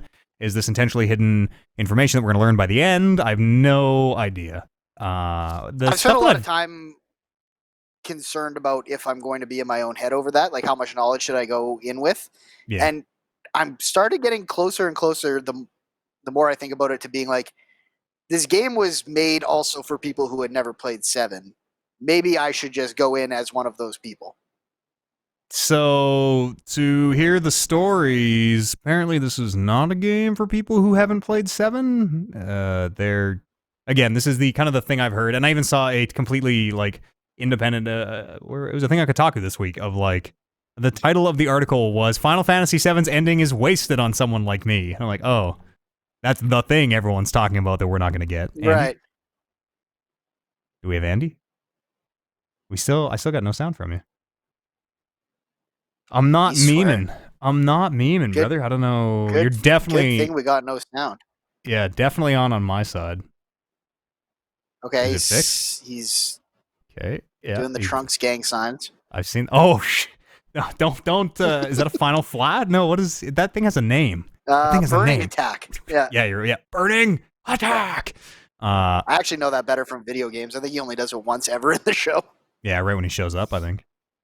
Yeah. I don't know. We seem to have lost Andy's audio at some point. That's weird. Andy, the only advice I can give you if you're still there is go into your sound devices, make sure the mic is the default one, and then refresh that Chrome browser.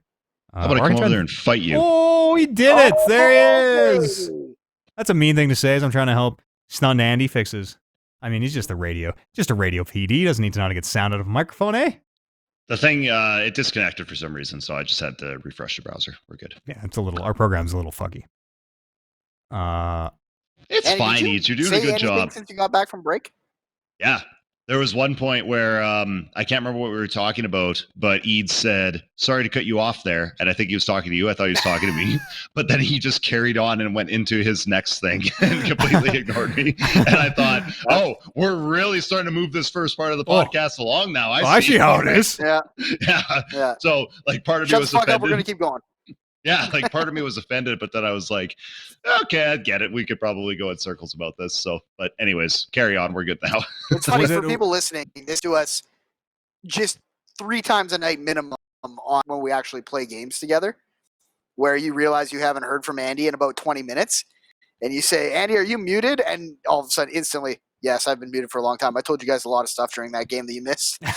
It's just amazing. Like, it's amazing how when you play video games with the same people for so long, even when you're muted, you can like have a conversation and say stuff, and then Warren and Brandon will react in the way I expect them to. Sounds like it's making sense. Yeah, it's all. I made a joke and you guys laughed, and then made like the joke after.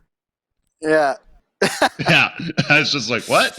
So unless you actually ask somebody a direct question, you don't actually know that you're muted. So it'll just be like me screaming on the other end for like 20 minutes straight about shit.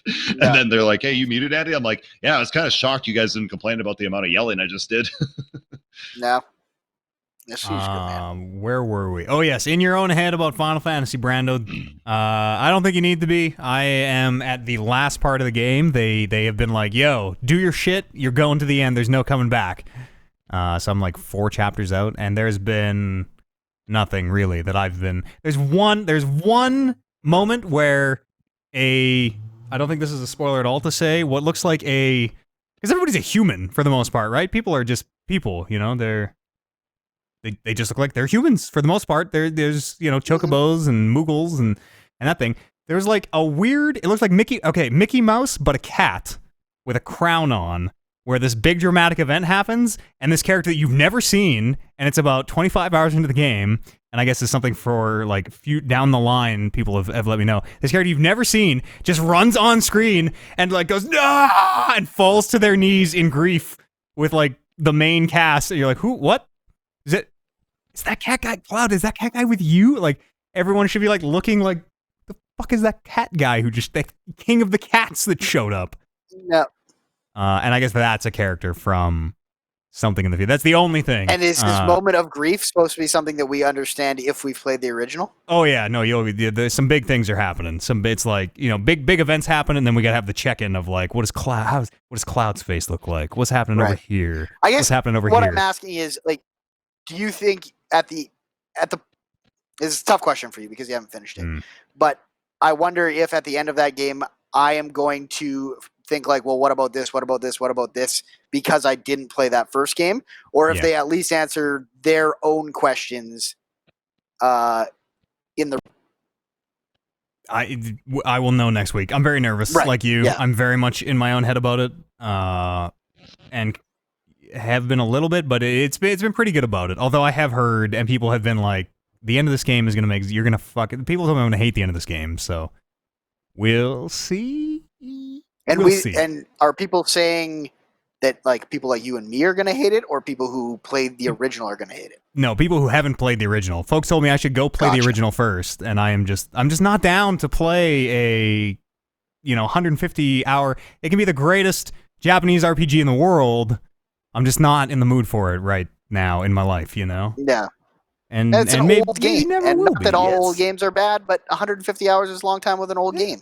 That's right. And again, like, I totally get the reverence, and I get that it's a great old game and all that stuff, and it's very close to a lot of people's hearts. So people are very passionate and adamant about what is the right way to enjoy Final Fantasy VII Remake. So I will have the uninformed, or not uninformed, but no pre-existing Final Fantasy knowledge, and we'll definitely be wrapped up by next week. I'm looking forward to seeing how it ends.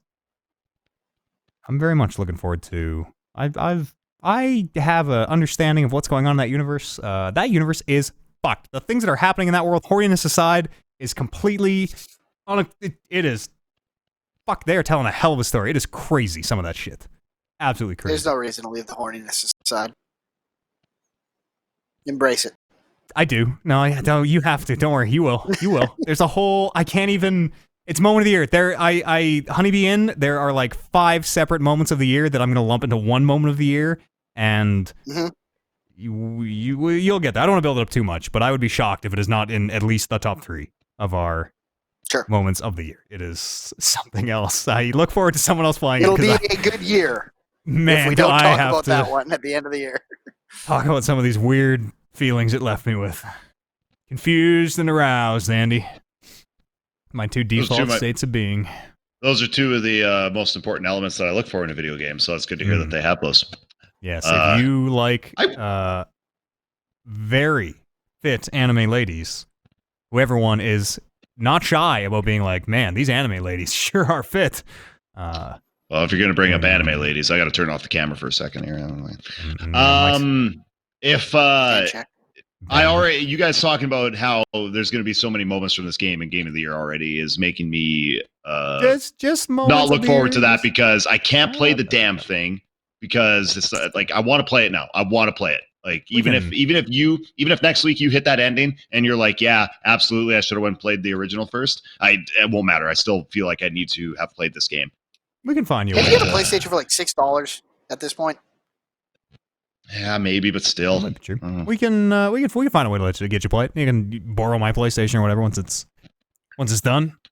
We might have to, just for that game, and then I'll play Last of Us as well. Again, but I'm not out here saying that I think it's the greatest game ever, because I think the combat fucking blows in some spots. I think it really is terrible. There are just some fun character moments that I really love. Yeah, it still seems like one to play for this year, and it disappoints me that you're saying the combat's not good because that's what would grab me in that game, right? At least I think it's what would. There's not But actually there's kind of not as much of it as I thought there would be. There's a lot of cutscenes, which it's kind of what I'm enjoying the most. And they are interspersed with combat, but I also, unlike you, have less of a problem with easier combat with games, so I might be able to play that game on easy and still really like it.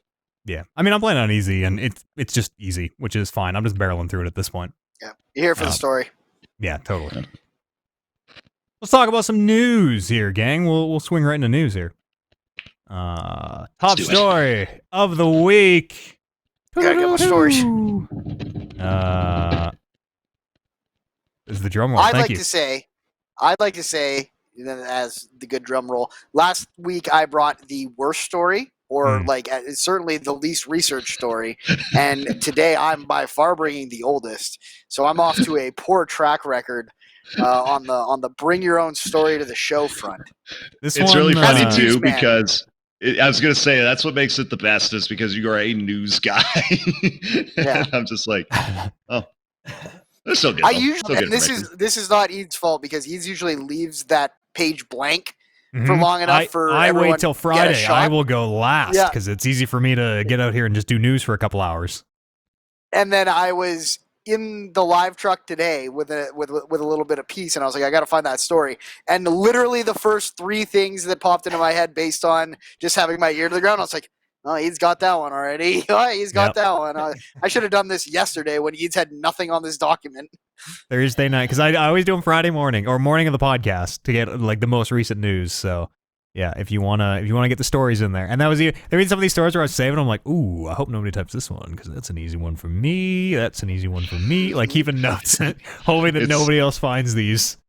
It's such a competition now that we're all finding stories. It's like, A, I got to find a good story, and B, I got to find one that nobody else has grabbed, or I got to get the good story before somebody else does. Our top story this week: Assassin's Creed. The next Assassin's Creed has been announced, as expected. It's Vikings, called Valhalla. I don't know how I couldn't get there. I was so sure this was Assassin's Creed Ragnarok because what else do you call the thing with Vikings? I can't think of anything, but there's a Thor Ragnarok, and you can't. So. Valhalla, Assassin's Creed Valhalla. It makes a lot of sense. I feel like I would come to Valhalla as the conclusion before I would Ragnarok, I think. Yeah, Assassin's Creed has kind of always top been of mind right now, right? Yeah, Thor and God of War and they're always like vaguely apocalypse. There's always an apocalypse almost happening, a Ragnarok type event usually with those fucking whatever are they still pieces of Eden? Whatever the magic items are. I don't know anymore. Yeah, it's been a while. It's coming holiday 2020 this year. So what are we? May 7 months max until this next Assassin's Creed is out. 9th century Vikings. They in the trailer they kind of make it seem like, and I don't know the real history, but in my mind Vikings are like rapers and pillagers and conquerors and not a lot of respect for human life type of thing. The Vikings. That's right. Well, they got into that in the trailer, and maybe that's where you're going. Well, so the trailer kind of makes it seem like Vikings are misunderstood. These Vikings are misunderstood. These guys are just getting away. They just want to leave Norway. They're trying to make a new home in I want to say England, or I watched another show set around this time, and they say England in a way that I think is like the. You're not sure if that's the same country or not. Well, it definitely is, but like maybe NG being ing in English didn't. Maybe it was England to start, and then just over the years, I don't know. Anyways, the trailer presents it very much as the stories you've heard about Vikings maybe are the stories of the Templars. Yes, because it starts with that Templar being like, "Oh, we're here, they're out there stealing our women and burning our houses," and then it cuts to a shot of the Viking play fighting with one of the kids and falling on his back in a very humanizing way for the Vikings. Yeah, and we were actually having a discussion like this in the Discord, and people were asking like, well, are these going to be true history Vikings? Are these going to be these like conquerors, whatever, or is it going to be kind of their own take on it? And I very jokingly was like, history, more like Templar lies, am I right? And apparently that is the exact thing they did in that trailer. Yeah, great. That's what they did. I thought you were going to hit them with the historical events. This is an amalgamation of various historical events from various cultures and faiths. Do they still do those at the beginning? I don't remember one on Odyssey. No, they still do those. I didn't play Odyssey. I don't remember one in Origins either. But I think usually if they're there, I'm just like, lol. Of course. We know it's like the title fine. card. Yes, you can kill. You can have you kill Christians. It's whatever you need to do in these historical games. We're ready. You play as Ivor? Am I Ivor? Maybe Ivor? Ivor? Yeah, I'm not sure. Of Norway. Start a new Ranger.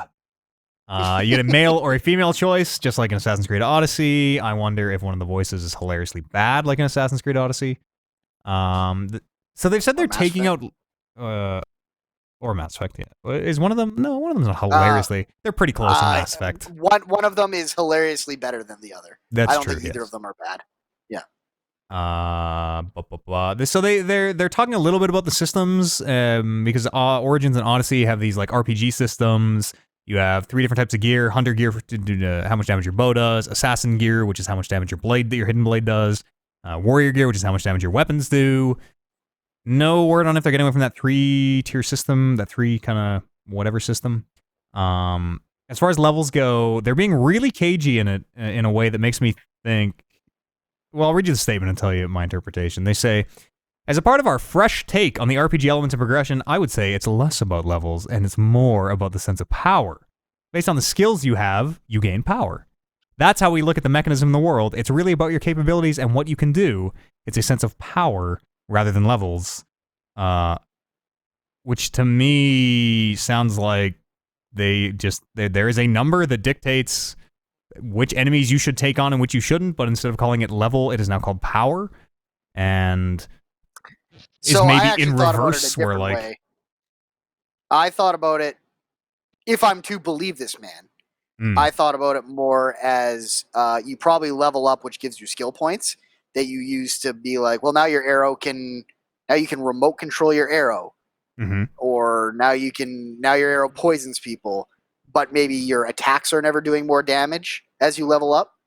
It's more like, well, now you have way more tools to deal with the problem. Some of those tools, which are maybe increase attack damage, put some skill points into attack damage, but maybe it is get skill points with levels, use them for different styles of attacks, and that makes your life easier when dealing with people. But you might, like, when you said that, I'm like, yeah, that could totally be it too. Maybe they're just changing the word level to the word power.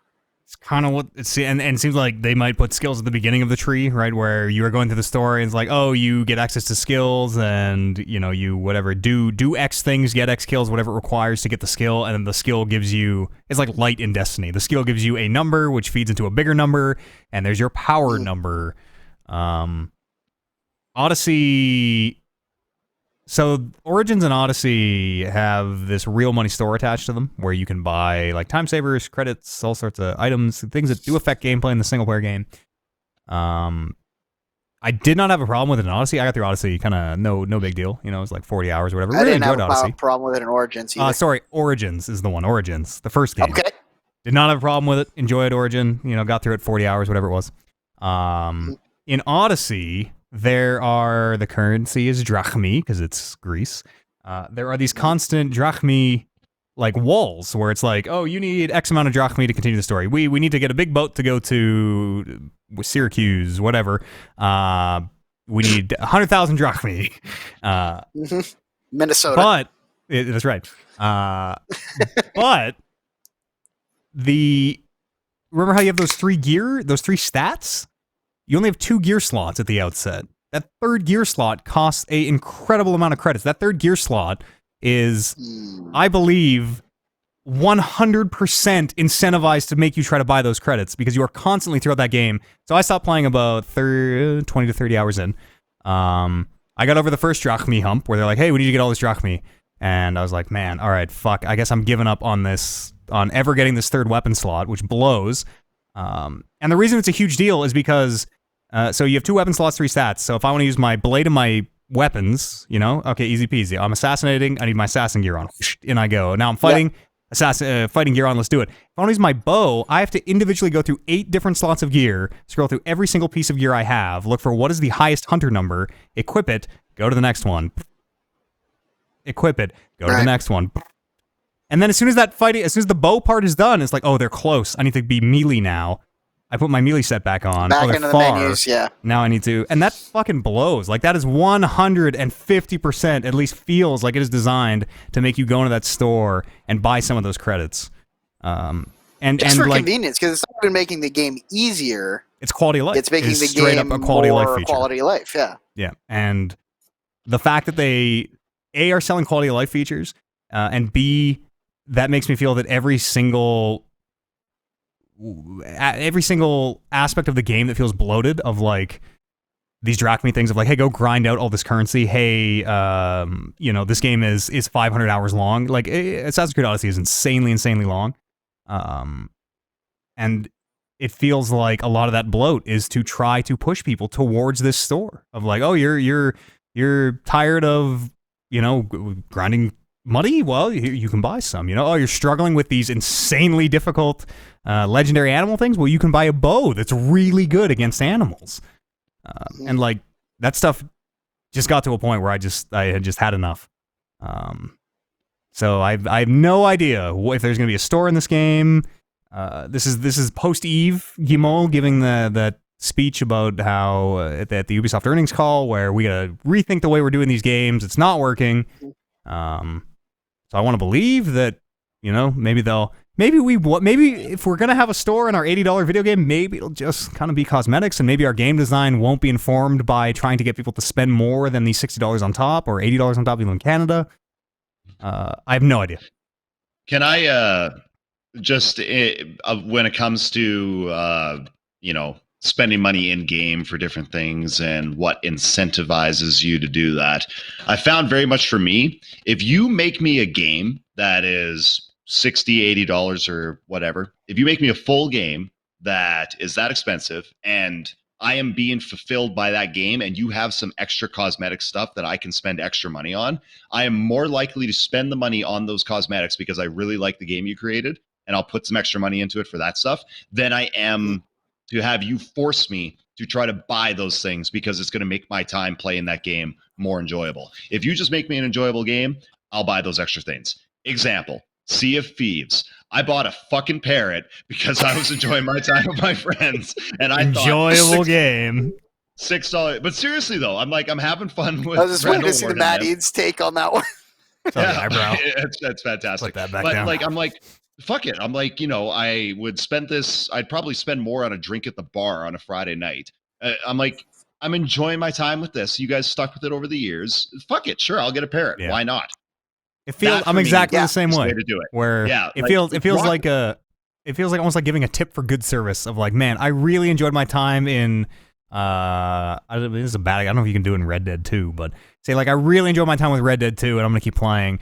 I'll throw you a couple bucks to get the dumb ocelot engravings on my fucking gun handles or whatever. Oh yeah. Where it very much totally feels like you're tossing a little extra something like, man, you guys knocked it out of the fucking park. You know what? Here you go. You've earned this. Yeah, it's sure. Like if they can get me to like fall in love with like the game and the world that they're in first because they made a really good game where I wasn't feeling cheated, then all of a sudden I'd be like, yeah, what if my assassin had a black cloak instead of a white one? That'd be dope. Robot horse instead of a real horse.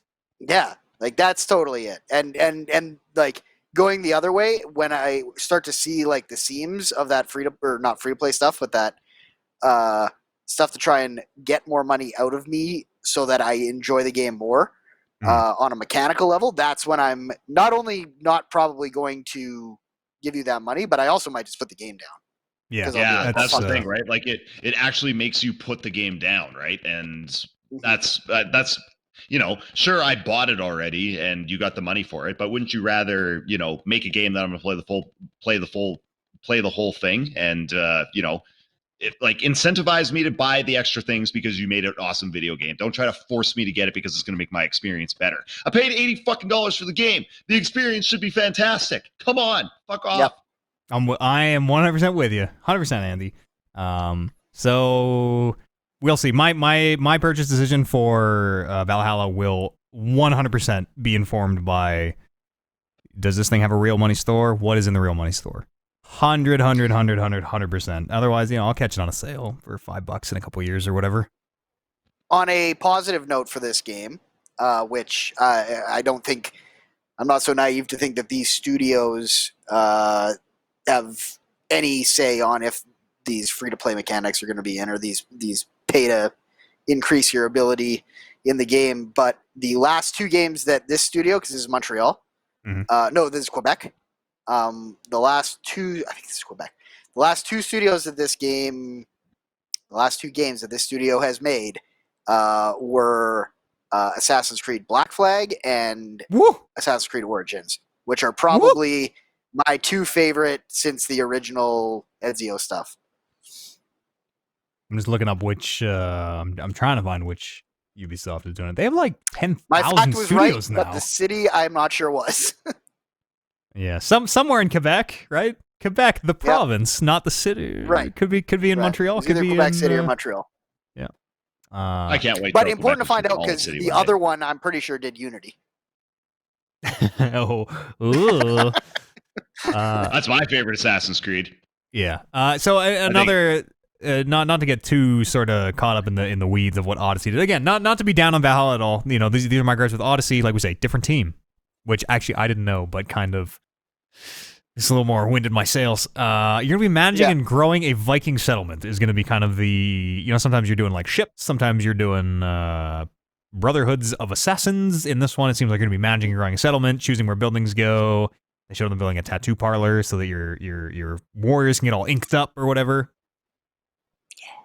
And you can dual wield, which seems dope. Even 2 shields, they said. Ooh. Why? Let's see here. Brandon, why don't we do your story next? Want to do mine? Yes. After we get out of order of importance, let's go into chronological order from nearly 2 weeks ago. This is pretty important. It is, and we didn't talk about it, so it should be talked about. I have 8% on my phone. Mario Maker 2 update happened last week. I think the 22nd of April it dropped. It has a lot of stuff. It is the last major update that they're doing, and they dumped a whole bunch of stuff in there. There's finally World Maker mode, which is something that people have been asking for Mario Maker 2 since it came out, and have been being like, this would be dope since the beginning of Mario Maker 1. Where you can make like 8 level combinations with like the Super Mario World overview. Can you do? I think it's great. Can you do like key door? Is there like all the world features? Can you do like key doors and hidden paths and? I don't think there's any hidden paths, but there is mini games like the Toad House and whatnot. Oh, that you can kind of throw in there. That's cool. So yeah, it is really neat. And they said there's different themes. I got the impression they were all like Mario Maker World themes. Like I don't think you can do Super Mario World themes. I don't think you can do the Super Mario 3 kind of layout, if you know the difference. Sorry, my internet is taking the internet took a little hiccup there. I think we're back. I'm just gonna keep going then. Super Mario 3 worlds, not Super Mario 2 worlds. I think it's Super Mario worlds, not Super Mario 3 worlds. Sorry. Yeah. Yes, that was a confusing way to say that. Yeah. The biggest kind of if they did was they have the Super Mario 2 mushroom power up, which basically, not an item in Super Mario World. Once you get this power up, it allows you to kind of interact with enemies in a Super Mario World or Super Mario 2 way, where you can jump on an enemy and ride him and then pick him up and throw him at stuff. Shit. So they did not put Super Mario World. Fuck me. They did not put Super Mario 2 in, but they kind of gave you a mushroom. Yeah. To interact with some of that kind of stuff. And that works with Frog Suit. Does that Super Mario 2 mushroom work with all the existing? Works in like Mario 1, Mario 3? Yeah, as far as I can tell.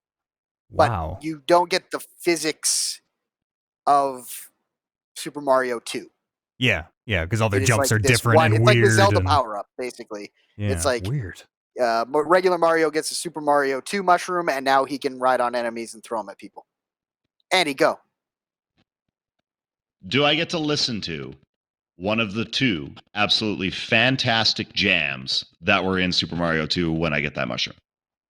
I do not believe those are in there, but I'm not Damn positive. it!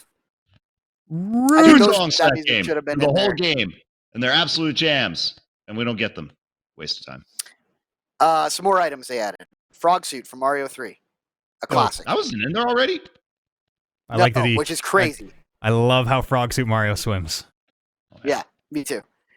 And I love that I just treat it like a star whenever I get. If I just keep fucking bouncing, odds are nothing will hit me. I think that's one of the biggest balloon. mistakes with the frog suit is you get it and you think that you're going to be impossible to destroy, and then you hit the first guy and you're like, oh, I lost a super rare item. No one's ever finished a level with the frog suit.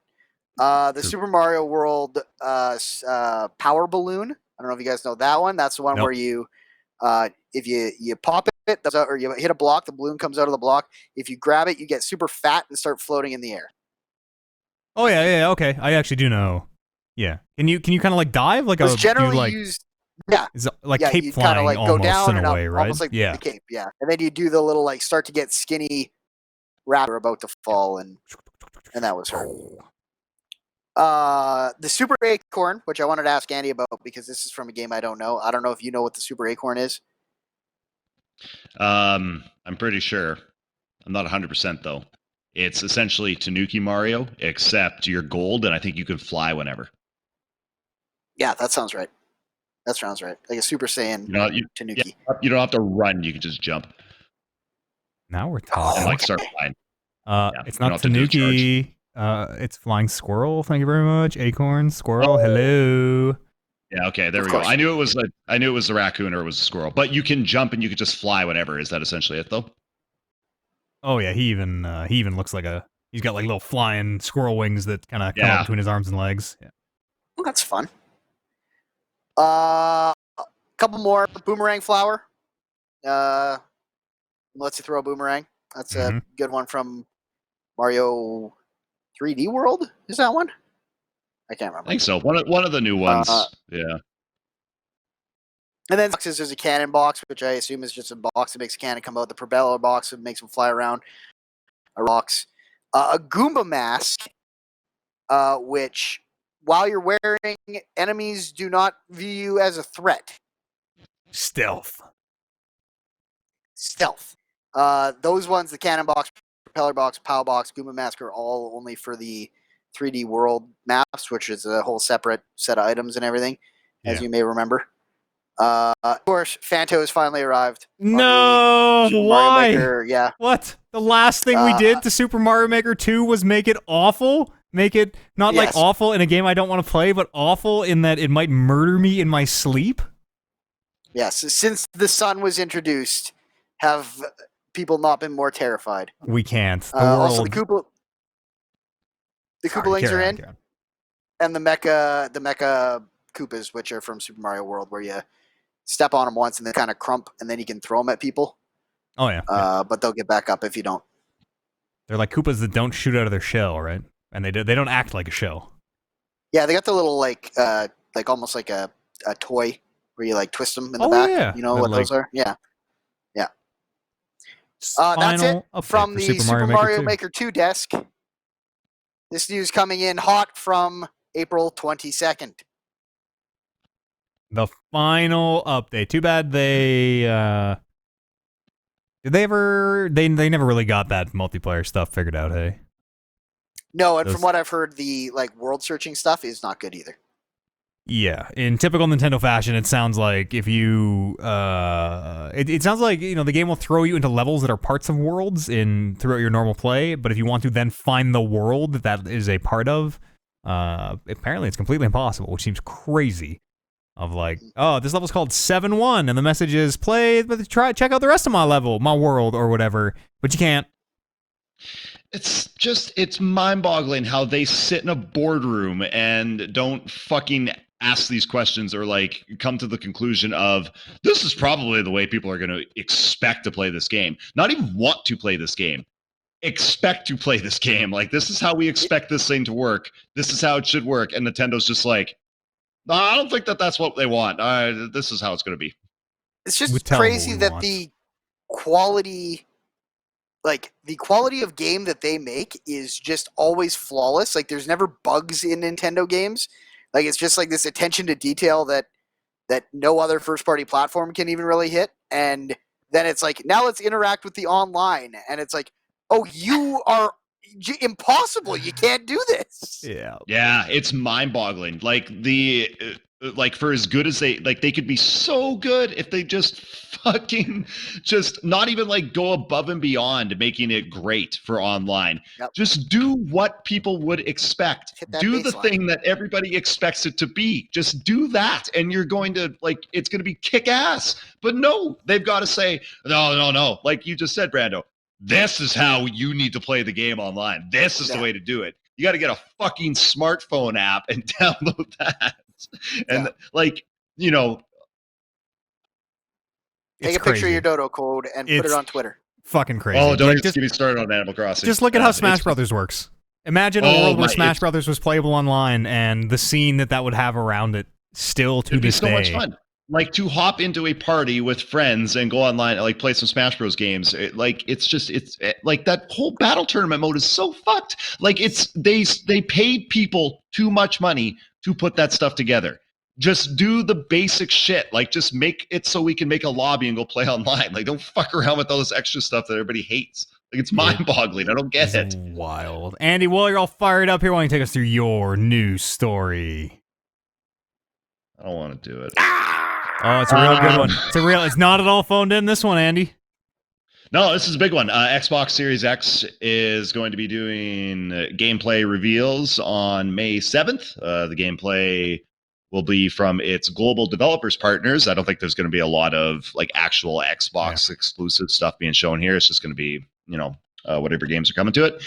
And it's actually going to include gameplay from Assassin's Creed Valhalla, which will be very exciting. So, yeah. And 11 a.m. Eastern time next Thursday is when, or I guess it'd be this Thursday, next Thursday, whatever. Thursday that's coming up is when they're going to do it. Time, global developer partners to me means not first party, like you said, and Assassin's Creed Ubisoft, obviously not first party. So we probably won't see Halo, probably won't, That was one of the first ones that were mentioned. They were like, there's going to be probably no Halo preview, so don't get excited for that. But still, it'll be neat to see what it looks like. Do you think they'll have a big exclusive to announce? A partner exclusive on the Xbox Series X? This would be the fucking time to reveal it.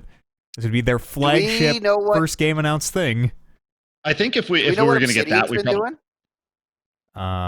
No, we don't. Are they still Obsidian, or are they first party? They got gobbled up in some capacity. They're Obsidian, but they got bought by Microsoft. Yeah, and we don't know what they're doing. Outer Worlds. Yep. That they had been working on since pre-getting bought. And they allegedly had something else in the works at the time of their buying. And I always thought that might time out for their console launch. But I don't know. Are they doing that game, Two Assassins on an Island? One of them is Dave Finoy. They keep killing. It's a loop. They kill each other and it goes over. And hang on, what is that game? I've never heard of this, and it sounds right up my alley. That game is called Deathloop, and it is by Arcane. No, that's not them. Whoops. Yeah, Deathloop is the name of that game. I think it's Dave Finoy. I'm 100% positive it's Dave Finoy. I remember hearing Lee be like, "We gotta kill him, Sweet Pea," or whatever the fuck he says in that trailer. Like, Lee, how did they get you here? Oh man, we gotta get Lee off this hell island where he can't die. That'll be cool. Yeah, we'll check that out, and we'll have more to say on the podcast on probably Friday next week. Couple more pretty. So I got one more kind of big story here. Here's the last big story. Last of Us 2 is a video game that I unfortunately now know how it is going to end. There are some big spoilers got out there last week. We're obviously not going to talk about them here. We're not going to talk about them here. Obviously not. But yes, it is like point for point the events of the entire game. Naughty Dog got out there and said, I don't know why, but they're like, yep, these leaks are real. Please play our game still. You'll enjoy it. And there was a lot of speculation that the leaks were... So this has been reported on as though it is fact. It's not fact. It is fucking bad reporting, and it's the age of everybody who owns a website, just like us, right? Where if we did Word Just articles... Don't report on anything. Yeah, if we did words on the website and I typed a story up that said, this Last of Us spoiler was leaked by a Naughty Dog employee, as though it were fact, people would see that and just take it as fact in some cases because it's on the internet. And that's exactly what happened. Oh, Jesus. I just spilled some of my drink. Oh, God. It's important to picture our news segment more as getting around the table with a few drinks and being like, did you hear all that shit that was supposed to be happening? We're not out there. Reporting. No, we are. There are accredited reporters that we follow, and they report, and then we bring that news to you after the fact. But Sony has got out there and said they know who's responsible for this leak. They are not affiliated with Sony at all. They are not affiliated with Naughty Dog. People were, because there is like some dev console info on the video that leaked with it. You're like, oh, it's an employee who is mad about severance pay, so they leaked it on purpose. And they've got out there and said, no, that's fucking stupid. That's not what actually happened. We know who did it. But those leaks are out there, so be careful. Be very careful. I unfortunately saw had the ending spoiled for me. Kind of, it was a little bit my fault. Somebody put a loaded gun on a table and pulled the hammer back and just left it sitting there, and I picked it up and went, what the fuck? And shot myself in the face with it, basically. Right. So at the end of the day, of frustration that a gun was left in such a accessible place. But alas, I still am the one should not have put it. Nope, I should not have. It's my own goddamn fault. But kind of whatever. On your note of saying you don't know why they released the leak, because I think that you think that was a bad idea. I think that them coming out and saying that kind of forces people to stop talking about it, because it's like, yeah, that's real. Like, don't keep posting articles saying, is this real? There were these leaks. Oh, there's more information on it, blah, blah, blah. If you come out and you say, yeah, those leaks are real, like it stops it then, right? It's like, nobody's going to keep questioning whether or not these leaks are maybe the thing. People aren't going to keep diving into them and being like, oh, let's look into the layers of this. If this connects to the first Last of Us because of this, and this is why this might be real, blah, blah. It just says, yeah, they're real. Like, don't look at them. Like, stop. Like, I think it's obviously one of those things where me and Andy side, we're thankful that people will take it seriously, and on the Eid side, you are discouraged that you at least that deniability. Find that hope that maybe it was false. Yeah. You've already heard it, so if you didn't have that confirmation, at least you could still be like, maybe it's not real, but for you now it is real. Whereas for Brando and I'm glad that nobody's going to be talking about it anymore. Yeah, what are you doing? Are you like trying to get somebody out of your room? I was using my socks to clean up the spill. Okay. And then I was showing you the sock and whipping it into the laundry basket. That's right. Yeah. Anyways, continue. So I think probably the reason because it was kind of part of the same statement. Games coming out June 19th was part of that statement. Hey, just hold on. Games coming out June 19th. We're gonna make it. Because remember, last we heard, which was like 2 weeks ago, it was delayed indefinitely. So the question, obviously, do you think the leak made the game come out? Yeah, 100%. 150%. Which I hate. I fucking hate, because it almost like. There might be somebody out there who's like, yeah, see what I did? The game wasn't going to come out, but I did it. I got the game out for you guys. It's one of those two wrong things also, where it's like there was a reason why this wasn't the right time, and now this still isn't the right time, but because this one bad thing happened, now, and I'm not going to cry over Sony's bottom line, but it was not the right time for them, and now it's still not the right time for them, and they're doing it anyway, because they're like, well, this still sucks, but we might as well put it out there. Yeah. I played cool, but I feel bad me. For you, I fucking Matt, hate spoilers. And it just... damn it, dude. I feel bad for you, because this is one of a handful of games that just lean so heavily on their story. Totally. Yeah. Like, the gameplay is nothing to write home about. It's the polish, and it is the story and the characters and the writing that gets that game where it's going, and it sucks to have so much of that not there. Yeah. I'm still going to play it, I think. I don't know. I've been going back and forth where, like, You'll play it. I will, but I might selfishly wait, right? I might try to wait for a sale or something cheaper. Yeah. Which is, it's super selfish. Again, it's not, Naughty Dog probably made and is making a what I'm sure, very good game. They spare no expense. They famously crunch their team to near death. They only do. To get some of that shit done. So I probably will still play. I've been going back and forth. Sometimes I'm like, because the only thing that I know is the end, the way that this game finishes off, which just bugs the god. Damn it, dude. Damn. I know we talk about it a lot on this podcast, but it's a damn shame that people are pieces of shit. Yeah, here, brother. Here. This is a question that I shouldn't ask, but I have to ask. When you say goddamn the ending, is it I hate the ending or I hate that I know the ending? I hate that I know it. I don't really have the context to go with it, so I'm just, I let them present their story to me. I hate that I know, because it's going to hang over me the whole time, right? Where you know what happens to certain characters along the way, and every you're like, twist, anytime you see that like, character, you're like, well. I hope that I can be of assistance as someone who's going to play that game and probably have it beat in 3 days. Getting your info and telling you should play this now or you should play this when it's on sale. Yeah. Is it about the journey or the destination? We'll have to find out. Right. Last of Us, usually about the journey, although there are some, like, I don't know. Imagine if you knew... The destination was sensational in that first one. Yeah. Imagine if you knew... spoilers for The Last of Us 1, say, or like, let's not even use Last of Us. What's a different game that we could use? Imagine if you knew that... BioShock. Yeah, sure. Imagine if you knew that radio thing. Imagine if, like, going in, you knew that twist already, how, like, hokey the whole first part of that game is, where you're like, ooh, they really... Holy. Yep. It's that exact type of thing, where, like... 100% might be there for this game. Yeah. I'm probably going to love it the same, but I hate knowing it. Because I'm in my own head about it so much. But yeah, look out for him. It's a story-based game. It is, like, 100%. I totally get it. Like, there are a lot of games out there that I would play... the ending could come out and I would play it either way because it's like, wow, who the fuck cares? This game's going to be so much fun to play that I don't give a fuck. Yeah. But I know the last boss of Sekiro. Oh no. Yeah, exactly. Whatever. Like even the actual, like, as another example, there is a story twist in Sekiro. Yeah. It kind of is a little one. There is one story twist in Sekiro, which is basically your relation to one of the enemies you end up fighting.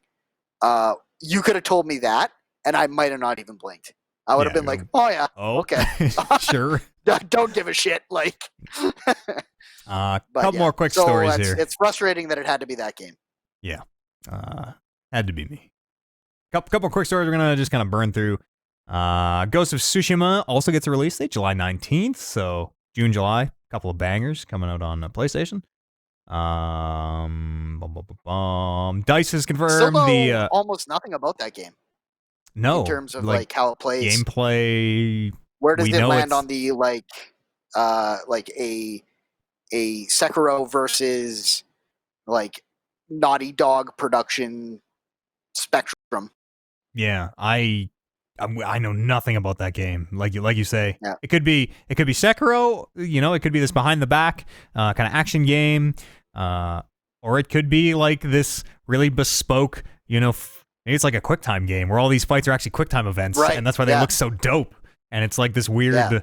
It's like a Walking Dead story game or something. Who knows? Yeah, is it Metal Gear Solid 4, but in feudal Japan? I have no idea. Okay, now we're stop, sir. I can only get so excited. Yeah. Yes. Will there be mechs?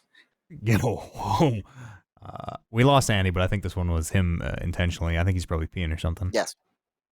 DICE confirms they are moving on from Battlefield 5. Battlefield 5 has seen its last update, as well as Battlefront 2, and they are moving on to a new Battlefield game, which will apparently be out next year. Where are we? And then the last story I have on here I kind of want the Battlefront 3 more than I want the Battlefield. Let it breathe. Next. Let Battlefront wait for the next Star Wars loop to get fired up, maybe, and. But it also feels like they just got there where they need to be. And I'm like, okay, now what if you did it? Iron's hot. Yeah, I wasn't. I didn't play Battlefield 5. I think folks weren't too crazy about it from the outset. I really like Battlefield 1. So who knows? Who knows? Yeah, Who Battlefield 1 was a good time. even knows what the setting is going to be for this Battlefield game? There's talk in the story that mentions spin-offs like Hardline, which I forgot existed. Me too. God, I hope we don't Cops get and Robbers, another. right? Yeah, it was like really kind of like close map Cops and Robbers, and it was really weird. It was really different, very different than most Battlefield. And then did we talk about WWE Battlegrounds last week? I cannot remember. It's on the news sheet. Those words crossed our lips for sure. I can't remember how much we knew. I know we did the no 2K. Did we? Because I don't know. Because I remember announcement. I think.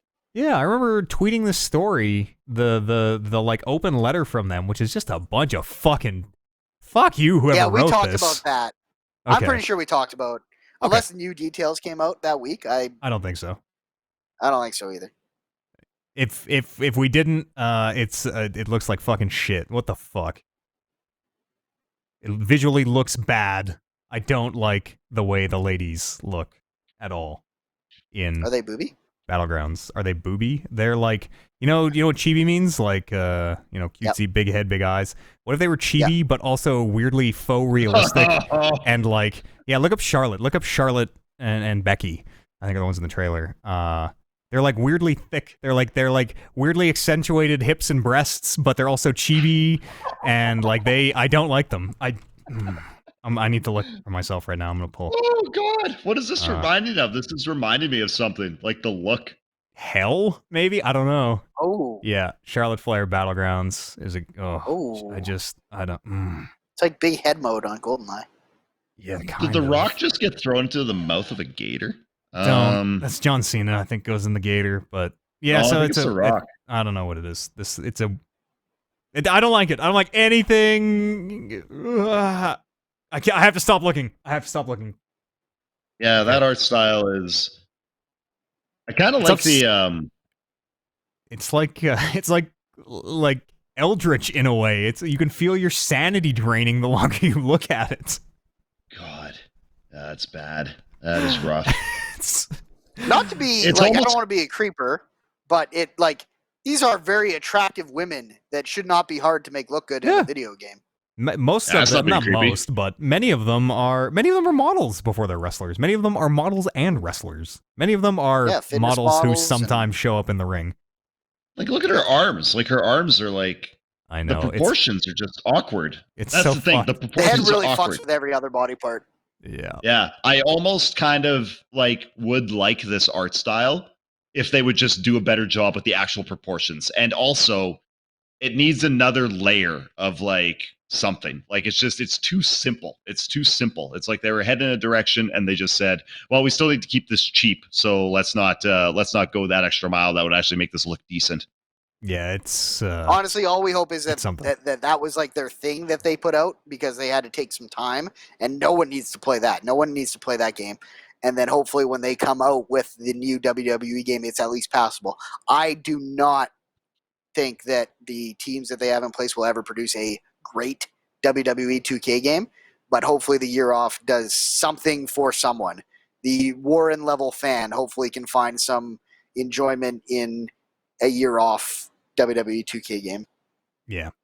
They say they will have a new simulation wrestling game next year, pardon me.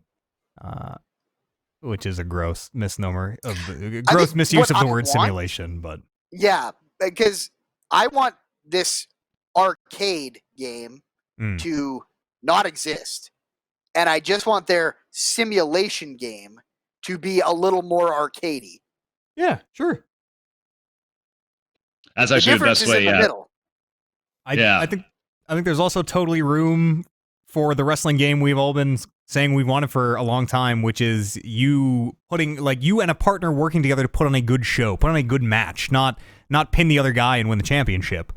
And that could almost guarantee a WWE game. We lost you there. Could never be a WWE video game? I don't think so. I think that would have to be a... Vince will have to die. Yeah. Because what you want is what I want. Yeah. Maybe Like two hope, people hope working with together to have Ukes. a 5-star match. Pray with Ukes. We know they're working on a wrestling game, which is not a WWE wrestling game, and Lord knows they've had that collar around their neck for the last, when did they take it, 2013 or 12 or something? It's been a long time with them, so maybe, hopefully, fingers crossed. That's all the news for the week. Podcast at talkingreckless.com is an email address. You can write in some electronic M's, some emails, if you have them, want to share them with us. Or you can drop on our subreddit, r/talkingreckless. Sometimes I forget to post. Listen, if I forget to post the channel thing for a week, you still just post them right on the subreddit. It doesn't matter.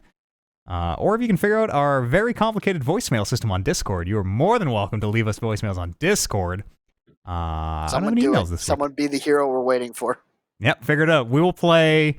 Okay, how about this? I guarantee, as long as it's not offensive, obviously, I will play the next voicemail to come into that voicemail, regardless of the content. As long as it's not offensive, or you obviously there will be some shit that, like, come on, obviously this isn't going to go on the show, but it can be about literally anything you want.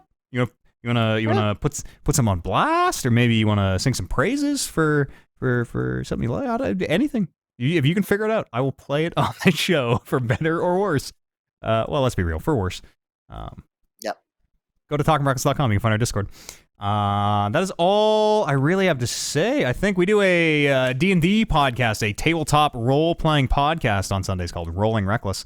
We just had a special, would have been yesterday, we had a special guest in the, well, we're not in the studio, but in the virtual studio with us, and played something that wasn't D&D. Hopefully that went well. And if you want to support this madness, Andy, what? Just watching Brando take a drink just makes me giggle every single time, because it's just like his feet go up. You can't see it on the camera, but you can feel his feet go up as he goes back. I think you drink differently when you're on the level with the laptop, like, because like you guys are sitting with your legs on the floor, your feet on the floor. I'm sitting cross-legged on a bed on the same level as my laptop that I have propped up with a blanket. So when I'm going to throw back, I'm going like I have all this foundation on my side. So I'm. Oh yeah, there he goes. Look at that, and like the laptop tips up too to really. That's a good toss. It's a good toss. Man just commands the room when he does that. He that's right. Steals shit. Yep. If you want to support this madness, head on over to patreon.com/Talking Reckless Podcast. Lots of exclusive streams out there for you as well. And thank you very much to the folks who've been able to keep their patronage up in these trying pandemic times. Really appreciate it. You're keeping us on the air each and every week. That's going to do it here for this week. There is talk. I don't even really want to say this, but it's really on my mind. There is talk that Canada's slowly reopening. We're not government-controlled sheeple here on Talking Reckless, so we're going to do our own kind of assessment, and I don't know, maybe by June we might be back in that studio. Oh man, June would be dope. I'll tell you right now, I'm a sheeple, because as soon as a patio opens up, oh baby, I'm there. Don't do it. Only 50% capacity, they said. Only 50% capacity. That's perfect. I'm going to be 25 of that 50%. I'm a Dr. Sheeple. So Dr. Sheeple's calling in here. Go ahead. Oh, you're a sheeple for Doctor. You're not Dr. Sheeple. Yeah. No. That's my father's name. If a doctor says, "Hey, you're good to go out to a 50% capacity bar," I'm like, "If you say so, let's go." I'm there. Yeah. And then as soon as the doctor says, "Hey, everyone should go home," I'm like, "I'm out." We'll see when we get back in the studio. We have lived through, like, we just lived through and are living through a disinformation campaign still, so not to sound like Mr. Paranoid Conspiracy Theorist, but I trust the man a lot less than I did a year ago. But the man gives me money now, so he's actually earning my trust back slowly, dollar by dollar. So. Buying your trust back. That's right. Right. And you can too over at patreon.com/Talking Reckless Podcast. Wow, brought it all back around. Perfect. Thank you very much. Andy, thanks very much for always on this side for joining us. Brandon. Do it. I was just going to say, glad to be here living my life. like a Kamehameha. That's Fuck yes. Oh, he said it. Live your life like a Kamehameha. You want me to hang on? All right, Brando, I need you to just buy me like a minute or two here. why can't I do? Okay. Why can't I buy a minute or two? You think Brando's the fucking minute all buyer? right, talk We're amongst back and yourselves. forth. Talk amongst Okay, yourselves. so I have enough to say, Brando. Go ahead. the Vegeta fight potentially ended 3 times. Obviously, the first one was the Kamehameha meets the Gallic gun. Oh, That was was great. one where it sent him straight up into the fucking stratosphere. You great think he moment. I dies thought too it because was he's done. like, "Wah," and he disappears in the Yeah. energy. Couldn't Oh, believe his it. face. That was The animation stretch on that face looked like I thought it was going to get ripped right apart. Usually that It means seemed like he death. was dead, and that was when Goku Yeah. was combining the Kaioken with the Kamehameha, which would become one of his go-to Oh, moves. I will tell you right now, I was so fired up when he's just like, Kaioken times 4! I'm like, whoa! Oh, times Give it to him. 4. Holy. Yeah. King, It's like, King holy Kai is shit. losing his mind. He's like, Yeah, "Oh, I King told Kai's him like, never to go past you a can't do- 3!" You can't go past Kaioken times 2. What are you doing? We got to do this Dragon Ball podcast one of these days. And then, obviously, time number 2. I don't know where we are in our minute. Was I'm obviously good, the I'm good. redirected Spirit Bomb. Yeah, we It's got to fucking- finish though now. We're starting going. Yeah. The old bank shot. That's right. Yeah. Oh, the That bank. was cool. Fuck, we gotta. We for real got to do a Dragon Ball Z podcast one of these days soon because man, I could just go Let's do for it. fucking hours. And that was the I think that Spirit Bomb was the first moment in Dragon Ball Z where I will stop having hopes on a big move landing the first time because the I least was like, protected finisher.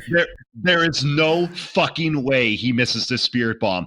Friggin' King Kai literally told him, just think about your target and it'll hone in on him. And he fucking missed. And Yeah. I'm like, this is this show. This is this fucking show. It's them charging up big Andy. moves for 10 episodes and then missing. Andy, you're going to learn a lot of things about Krillin over the last little next while, which are going to start to make him missing this unmissable Oh. attack a lot more realistic. So much good shit ahead of you, Andy. I'm stoked. Andy, thank Is you he very making much. fun? Krillin? No. What? So Krillin's not dumb. Krillin's bad at fighting in important situations. I found it. Wait. It's like the second. It's like the second verse. We got a ways to go.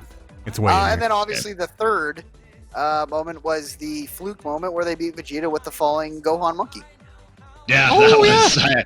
I actually really Yeah. enjoyed that. I was like, oh, and then of course too, I was like, of course he fucking cuts off his tail. We're at like the 4th stage of miracles that they're looking for, and he's gonna beat them again. And then he lands on him. I'm like, I will- piece I of will shit. say right now, as a wrestling fan, Okay, great. We heard it. Let's get the fuck out of here. Andy, thank you so much for joining us. Brando, thank you. You at home, thanks so much for putting up with that dumb Kaioken times 5! bullshit. Not times 5, Andy. We'll be back sometime soon with the Dragon Ball Z podcast. I promise. We should just get this out of our system. See you next week, everybody. It's easier when this song doesn't even fucking.